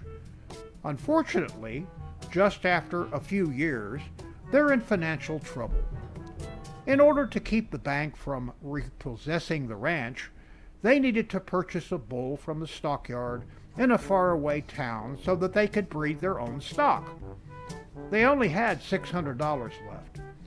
Upon leaving, the brunette tells her sister, "When I get there, if I decide to buy the bull, I'll contact you to drive out after me and haul it home." The brunette arrives at the stockyard, inspects the bull, and decides she wants to buy it. The man tells her that he will sell it for $599, no less. After paying him, she drives to the nearest town to send her sister a telegram to tell her the news. She walks into the telegraph office and says, "I want to send a telegram to my sister telling her that I bought a bull and she needs to hitch the trailer to our pickup and drive it out here so we can haul it home." The telegraph operator explains that he'd be glad to help her and then adds, "It's just 99 cents a word." Well, after paying for the bull, the brunette only has $1 left. She realizes she'll only be able to send her sister one word. After a few minutes of thinking, she nods and says, "I want you to sell her the word comfortable." "How's she ever gonna know that you want her to hitch the trailer to your pickup and drive it out here to haul that bull back to your ranch if you just send her the word comfortable?" "My sister is a blonde. The word's big, and she'll read it very slowly. Come for the bull." And now for the funnies.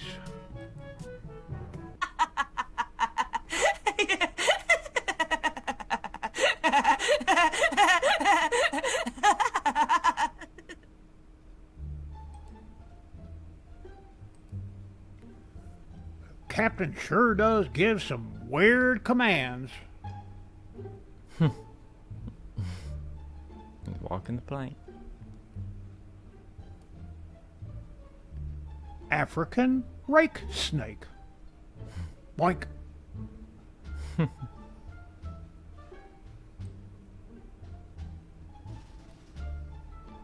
Student driver. In all fairness, you never covered bridge out signs in class.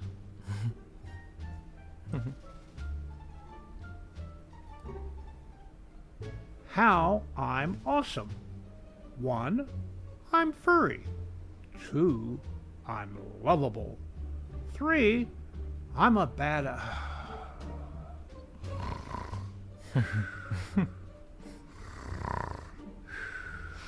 That's accurate. You will enjoy the lap of luxury.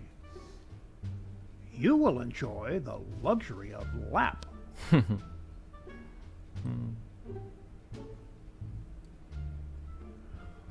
can't believe the way kids nowadays wear their collars.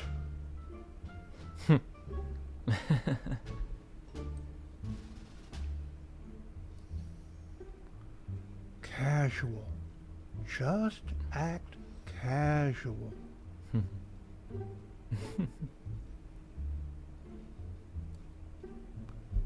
Cat showers. Yeah. For crying out loud, Patrick, sit down. And enough with the give me the potatoes or give me death nonsense.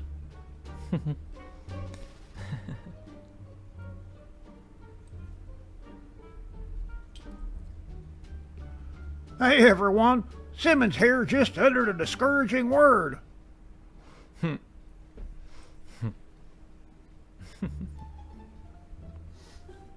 Pick me up. Are you talking to me? Yes, pick me up. Kiss me, and I'll turn into the most beautiful woman you have ever seen. I'll make sure all your friends are envious and jealous because I will be your woman. What are you nuts? Didn't you hear what I said? I said, kiss me and I'll be your beautiful bride. Nah, at my age I'd rather have a talking frog.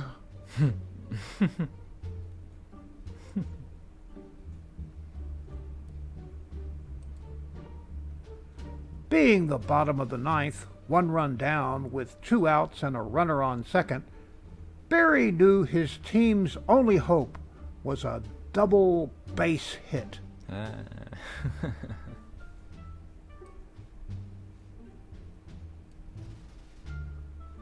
Yeah, I know some weeks it's really hard to stay on top of the laundry pile.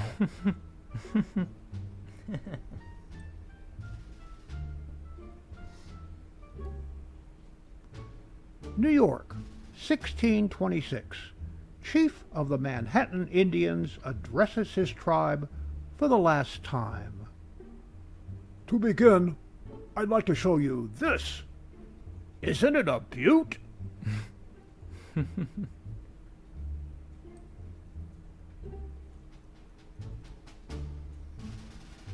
That's distracting. When I was a little girl, I was told if I made an ugly face, it could freeze and stay like that. Well, teacher, you can't say you weren't warned. The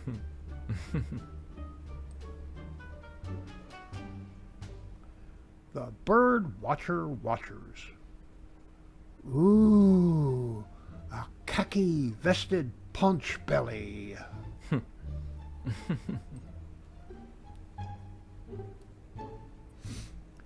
The condo looks nice, but are there any strings attached? Come on, Toby. Throw in some strings to bat around.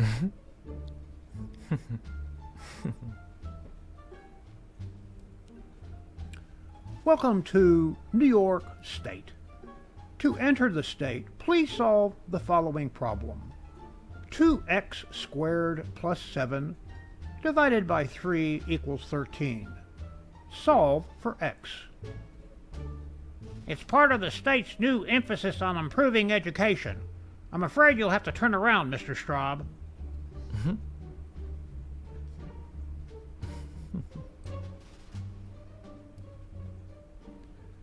College bursar. Instead of repaying my student loan, I'm returning my diploma. It didn't work. Huh.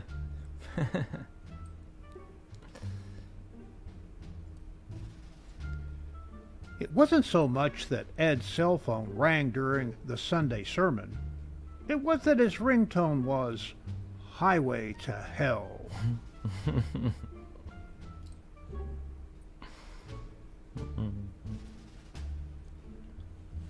Not that rare.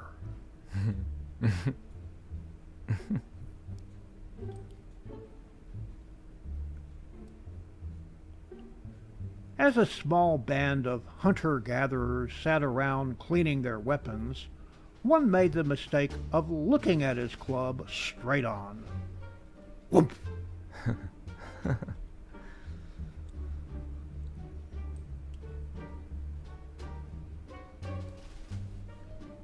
Life of a Tuxedo Cat. Look who's overdressed again.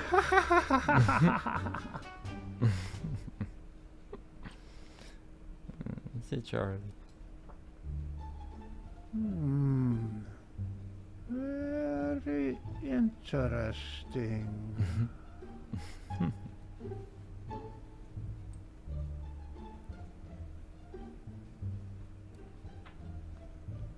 Do you work here? Yes. I need to buy a Barbie doll for my daughter. How much are they? Which Barbie? We have Barbie Goes to the Gym for $19.95. Barbie Goes to the Ball for $19.95. Barbie Goes to the Beach for $19.95. Barbie Goes Shopping for $19.95. Barbie Goes Nightclubbing for $19.95. And Divorce Barbie for $395. Why is Divorce Barbie so much more expensive than the others? It's obvious. Divorce Barbie comes with Ken's house, Ken's car, Ken's boat, Ken's furniture.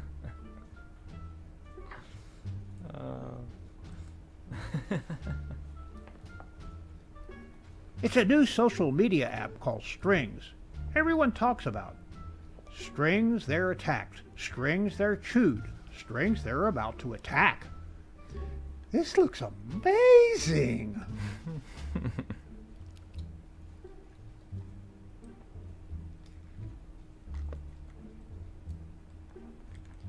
Hey, that's milk. And you said you were empty. You stinking liar.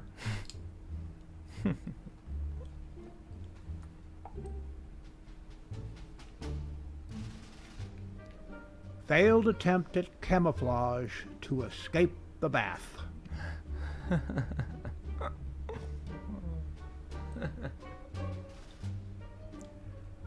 Volume 5 in a series. The Life Book. Home Surgery. Aha! There's the old gallbladder. Dang it, Lois! Would you knock off all this squirming around business?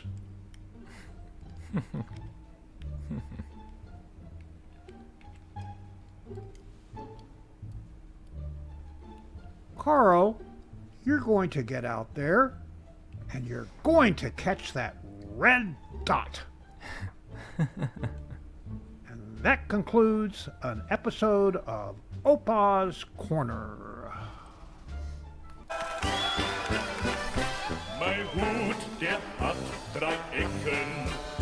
3 Ecken hat mein Hut. Und hat nicht 3 Ecken, dann ist es nicht mein Hut. Opus Corner is now available on my own YouTube channel. Like, share, and subscribe.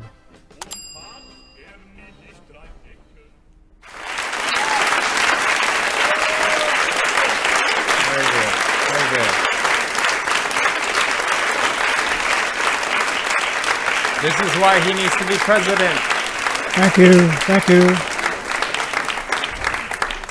OPA 2024. Thank you, OPA, for another great Opus Corner. Now a word from our friend, JJ. Are you tired of living in constant pain? Do you feel like you've tried every CBD product on the market with no relief? Look no further than JJ's Natural CBD Rub. When I was diagnosed with degenerative disc disease, this was the only product that completely took my pain away. Working with JJ has been a dream come true, and his products have completely changed my life. Don't just take my word for it. Visit JJ's website, jjcbdrub.com, and read hundreds of testimonials from people whose lives have been changed by all of JJ's amazing products. And now, as a Skiba News Nation exclusive, you can get $50 off a 3-pack special of JJ's Natural CBD Rub by texting CBD to 920-382-7720. Don't suffer in silence any longer. Take control of your pain today with JJ's Natural CBD Rub. Again, text CBD to 920-382-7720 for an exclusive discount and start feeling the relief you deserve. The links are in the description below. Thank you, JJ. You've helped so many people in my family. I don't think you've even realized. You helped my dad, my mom, Opa, me. Your products are amazing. So if you guys haven't already tried JJ CBD Rub, get some because it's awesome. All right, well, it's time for some mystery.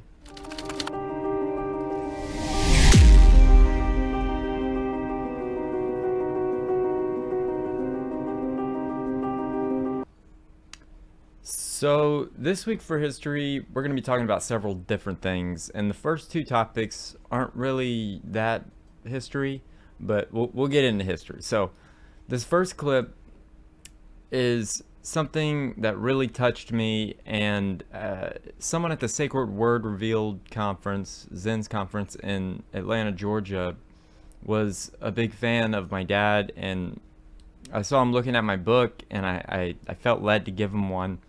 And he has a weekly Torah study, and he tied it in with his message. So I wanted to share this with you guys because it touched me, and I thought you guys would enjoy it. So check this out.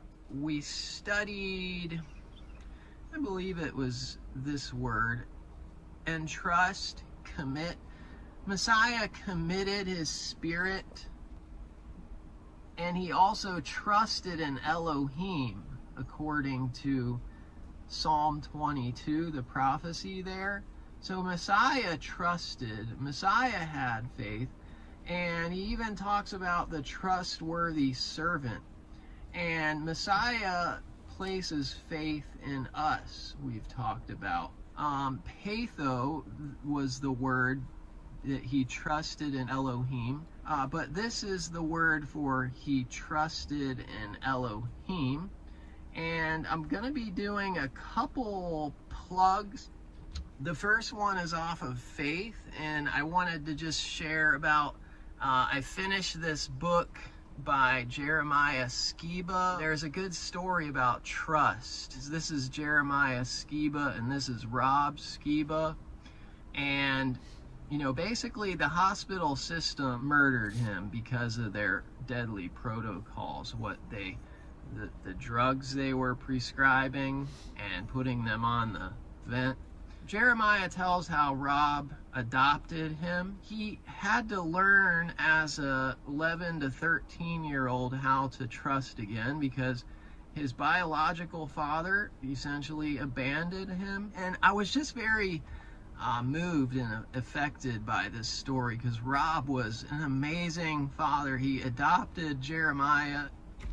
And so, let's see, I just wanted to read a paragraph about trust that, as I was studying the topic of trust, this came up in my reading as I was reading this book. They actually went to this camp, a father-son camp, and I thought, man, I want to go to a father-son camp with my son.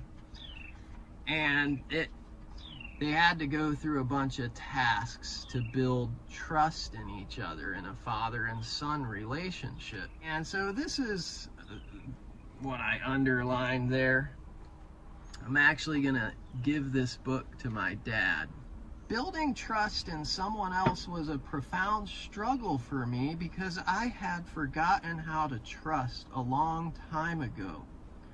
At the camp, I had no choice but to learn to trust again, as there were daily trust tests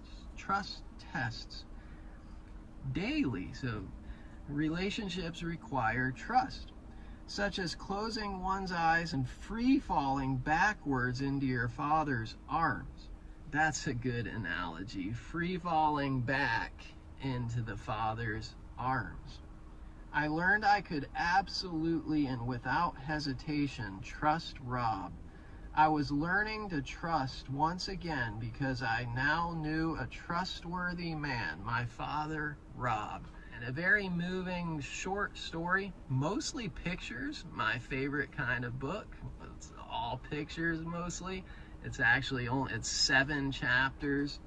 And after that camp, Rob wrote a letter to Jeremiah, because this was at the outset of them having a father and son relationship. Someone purchased this camp thing for them to go to for fathers and sons because they had to learn how to be a father and a son.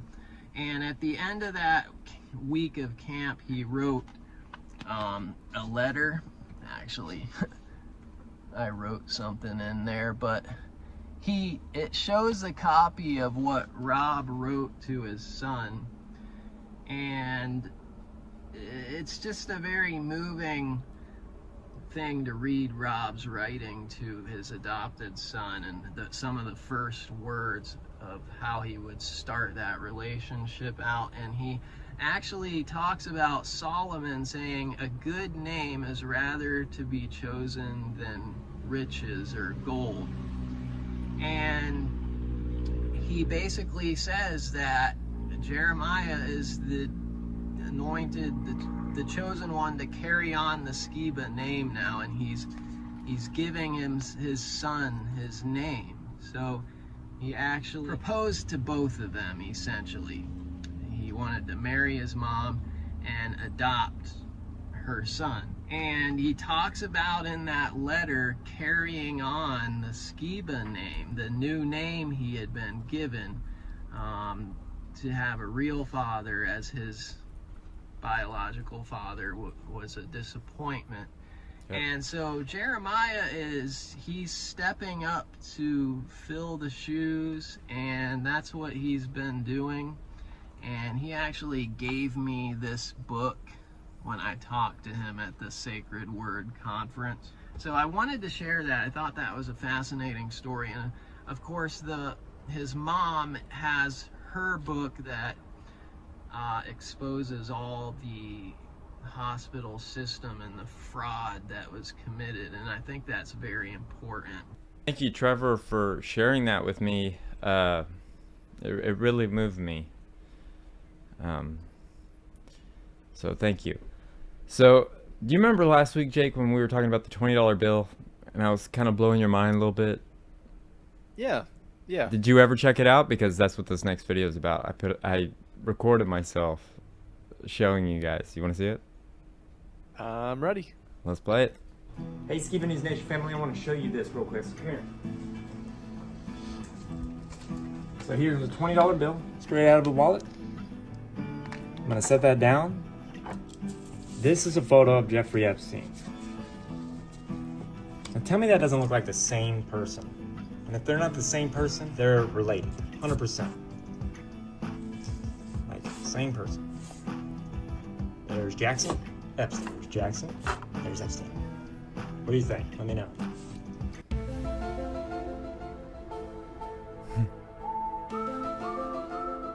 Wow. That's an overlay I did. Crazy, huh? I think we have found his long-lost ancestor at the or very his least. doppelganger, as we were talking about last week. Amazing. So, that's really interesting to see. Yeah, I wanted to put that little clip together for you guys. So if you know, you can't, like, I don't have any cash on me. I had to borrow that from my girlfriend. So if you don't have any cash on you, there you go. Okay, so now we're going to be diving into history. You don't have to play the clip again, it's fine.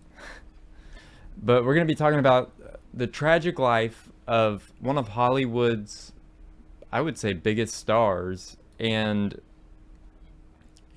how his life was plagued with murders that happened all around him. So you'll notice the star when it shows, but let's play that first clip. Freddie Glenn was born January 6, 1957. He arrived in Colorado Springs in the fall of 1974, fleeing what he would later describe as an abusive situation at home in St. Petersburg, Florida. His father drank and beat his mother. 17-year-old Freddie tried to protect her and got beat himself. His father declared that Freddie had to go or he would kick them all out, including Freddie's mom and his sisters. Freddie went. He had an aunt who worked in food services at Fort Carlson, a United States Army post located directly south of Colorado Springs. He stayed with her a few weeks, then found a civilian job at the base and moved into an apartment house that was full of Fort Carlson people, including GIs not much older than Glenn. The fact that Glenn had his own car, a white Oldsmobile, made him a popular fellow. Many of the soldiers couldn't afford their own wheels and were often dead broke. Glenn began hanging out with Michael Corbett and Larry Dunn, two of the Army guys he met in the apartment house. Corbett was 19 and seemed to have a fascination with violence. Dunn was in his 30s and had been to Vietnam, where, it was said, he'd seen things that messed with his head. On the night of June 19th, 1975, Corbett and Dunn began talking about wanting to pull a robbery to alleviate their chronic lack of funds and needing transportation to make the robbery happen.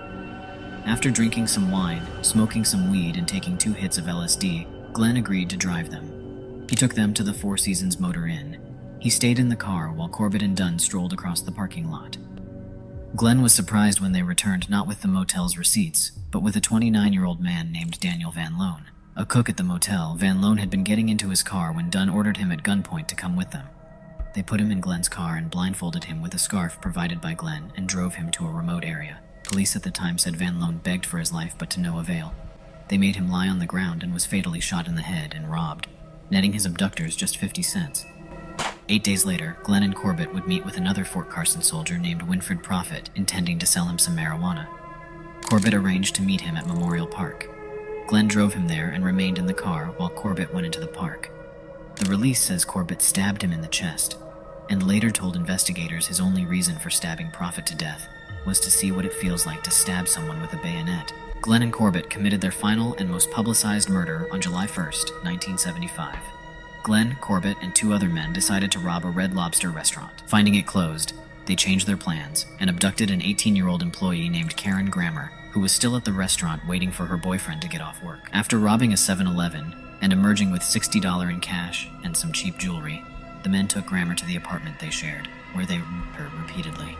They promised to take Grammer home, then sat her in the car, put a cloth over her head. They then drove around discussing, in her presence, what to do with her. Upon concluding they couldn't risk releasing her, Freddie Glenn took her out of the car, stabbed her repeatedly in the throat, back and hand. They left her for dead in an alley, but she wasn't dead yet. Grammer crawled about 50 yards to a trailer in a nearby trailer park. She attempted unsuccessfully to reach the doorbell, leaving bloody handprints on the side of the trailer. Kelsey Grammer died in that position, to be found by the trailer's occupant when he awoke the next morning. Police were unable to determine who she was until her roommate at the time called to report her missing and subsequently identified her. As it turns out, Kelsey Grammer was the sister of Hollywood actor Kelsey Grammer, who is best known for his roles in the TV shows Cheers and Frasier. So this man, Kelsey Grammer, best known for Frasier, I mean, what a heartbreaking story about his sister. And you know, he, in the second clip I'm going to show you, he actually forgave the man that killed his sister, but that doesn't end the tragedy, and it's just so sad to see. So let's play the second clip.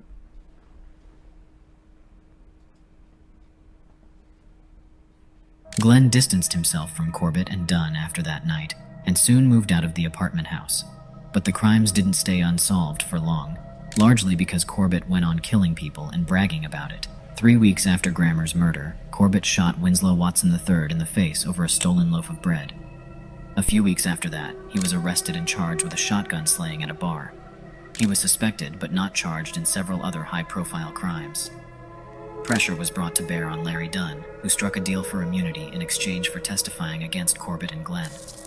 Corbett and Glenn were originally sentenced to death for the murders, according to prosecutors, but they were resentenced to life in prison with the possibility of parole after 10 years when the U.S. Supreme Court overturned all existing death sentences in 1979. During a parole hearing for Freddie Glenn in 2014, Kelsey Grammer would forgive the man who raped and killed his sister, but says the murderer should not be released. I want to believe that you actually have changed your life. I want to believe that you could even find a way to become a useful, productive citizen, flourish. The things you say, I accept a lot of them. She was a terrific kid. She was a wonderful, wonderful person.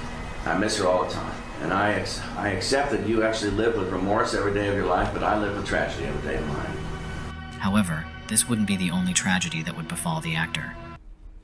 So, like he said, that's not the only tragedy he ever experienced. And, you know, my point of playing this Kelsey Grammer thing is not all Hollywood actors, or not everybody in Hollywood is bad. Like, I've heard so many good things about this man, and maybe we can get into it after this last clip, Jake, but yeah, there's so much that surrounds him and so much heartbreak. So let's play the last clip. When Grammer was just 13, his father was mindlessly murdered in a home invasion where they lived in St. Thomas. During a period of racial violence in the wake of Martin Luther King Jr.'s assassination, his father Frank's car was set on fire whilst parked on his driveway. Frank confronted the stranger and was shot twice. When testifying, his wife and mother of Kelsey's 4 half-siblings said she had to pull Frank's body from in front of the car as the man threatened to run him over after already murdering him. The man responsible for Frank's murder was found not guilty of murder due to insanity, spending decades in a psychiatric ward. He was eventually released in 1994, but was put away again in 2003 after threatening to kill the judge that ordered a restraining order on him. 5 years after Karen's appalling murder, Kelsey once again found himself tackling a period of intense pain. Stephen and Billy, Kelsey's 2 half-brothers, both sadly died in a scuba diving accident in St. Thomas. During the dive, Billy failed to resurface. Stephen went back down to look for him, but died of an air embolism having ascended improperly. Billy's body was never recovered. Another incident in the family took place when Kelsey Grammer's daughter, Spencer Grammer, was viciously stabbed at a restaurant in New York. In July 2020, Spencer Grammer, also an actress and the voice of Summer on the popular TV show Rick and Morty, was hanging out with a friend in the East Village area when they noticed an argument outside a restaurant named The Black Ant. The dispute was between a restaurant patron and a drunken passerby who was demanding to be served. The man showed up and demanded entry, but he was turned away as closing time was approaching. As their argument escalated, she and her friend attempted to break up the fight. The man, believed by witnesses to have been intoxicated, reportedly went into a rage and drew a knife. He then began indiscriminately attacking guests and employees. Spencer and her friend were both injured by the attacker while trying to protect others. Spencer was stabbed through the hand, resulting in injury to her median nerve and 2 severed tendons, while her friend was stabbed in the back. Both were treated at the hospital, where Spencer underwent surgery to repair the damage to her nerves. Although the NYPD released footage of the suspect, the man has yet to be identified or caught, and the investigation is still ongoing. So if you guys know that man, call the NYPD. But Jake, what do you think about all this? Pretty dark, man. I don't know what to think. You know, it's just people are evil, and when they're given the opportunity, you know, what they have inside comes out. It's pretty shocking. And don't we kind of we know something about Kelsey Grammer, right? Was that you who told me that? Or oh, no, I don't know if it was me. So it must have been me. I don't even know if I'm supposed to say this, but I'm going to say it. He is a part of the FE community. Oh, yeah, that's right. Yeah, we were discussing that with the conspiracy music guru. Yeah, and he actually helped solve his sister's murder. Now, I couldn't find any clips of that, but he was like on their butts, you know, to try to get the investigation to keep going. And like most people think of him as just another Hollywood actor or whatever, but he's a real person. You know, all these celebrities, they're real people. And he seems to be like a really good person. I don't know him personally, but I would love to have him on the show. And so if any of our viewers know Kelsey Grammer or know how to get a hold of him, please send us the info at submit@skibanewsnation.com, because he'd be a fascinating interview. So that's all I got this week for history. I hope you guys enjoyed it. Yeah. Thanks, Jeremiah. That was great. Nice, man. All right, now before we move on, I'd like to share a promo from Next Wave Probiotics. Next Wave Probiotics is an all-natural liquid probiotic made right here in the DFW Metroplex. Take 1 to 3 ounces daily to support your microbiome and immune system. Try it the next time you have heartburn. Drinking 5 ounces can relieve heartburn symptoms in 15 to 20 minutes. Order directly from Next Wave Probiotics. Their website is nextwaveprobiotics.com and enter code Skiba at checkout for $5 off every 32-ounce bottle you buy. Now, I wouldn't sell you guys a product that I didn't personally believe in. Both me and my mom have both tried it. My mom, it only took about 15 minutes to get rid of her stomach ache, and about 10 minutes for mine. So get yourself some Next Wave Probiotics today at nextwaveprobiotics.com. I'm Jim Halleck, and I'm 70 years old. I tried Next Wave Probiotics 7 years ago because a friend told me it would help my reflux. It did. So I bought the rights to the process and formula. Me and my family have been making the probiotics, taking the probiotics, introducing others to Next Wave Probiotics ever since. Give Next Wave Probiotics a try. Your body will love you for it.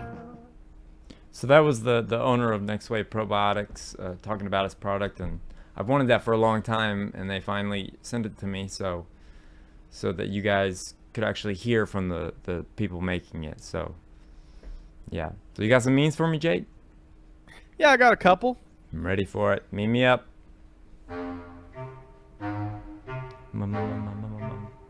Meet me up. Meet me up. Meet me up.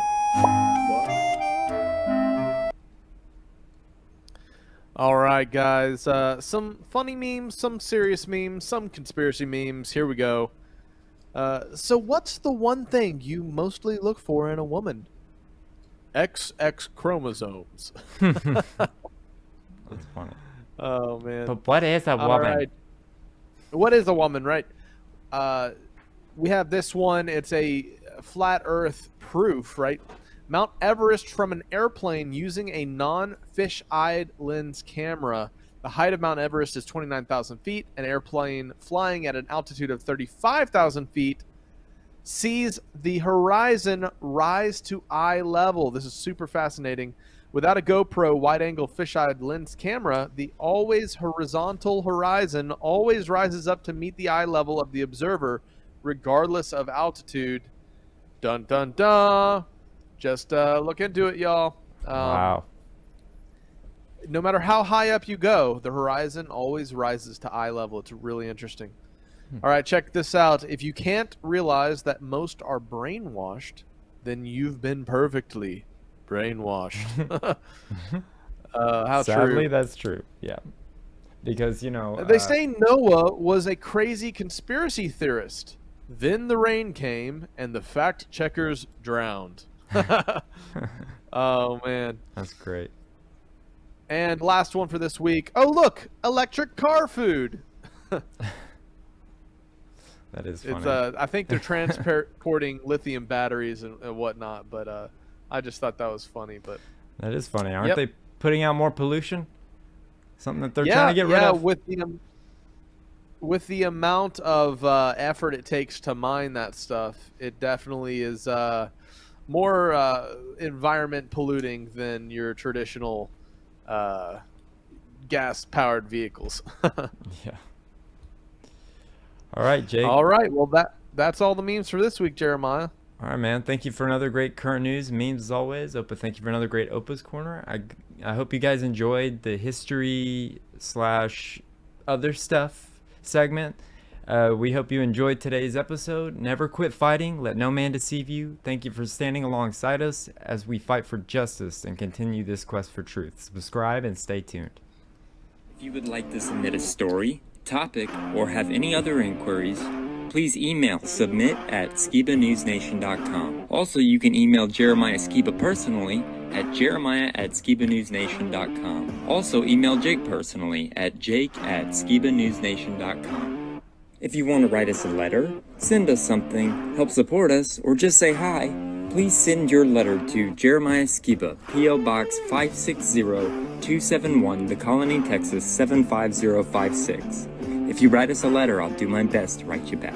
Hey, Skiba News Nation family, thank you for watching. Please like, share, subscribe, and click that notification bell so you never miss an episode of Skiba News Nation. If you want to help support us, please consider becoming a Patreon, where you will get exclusive content, shoutouts, and much more.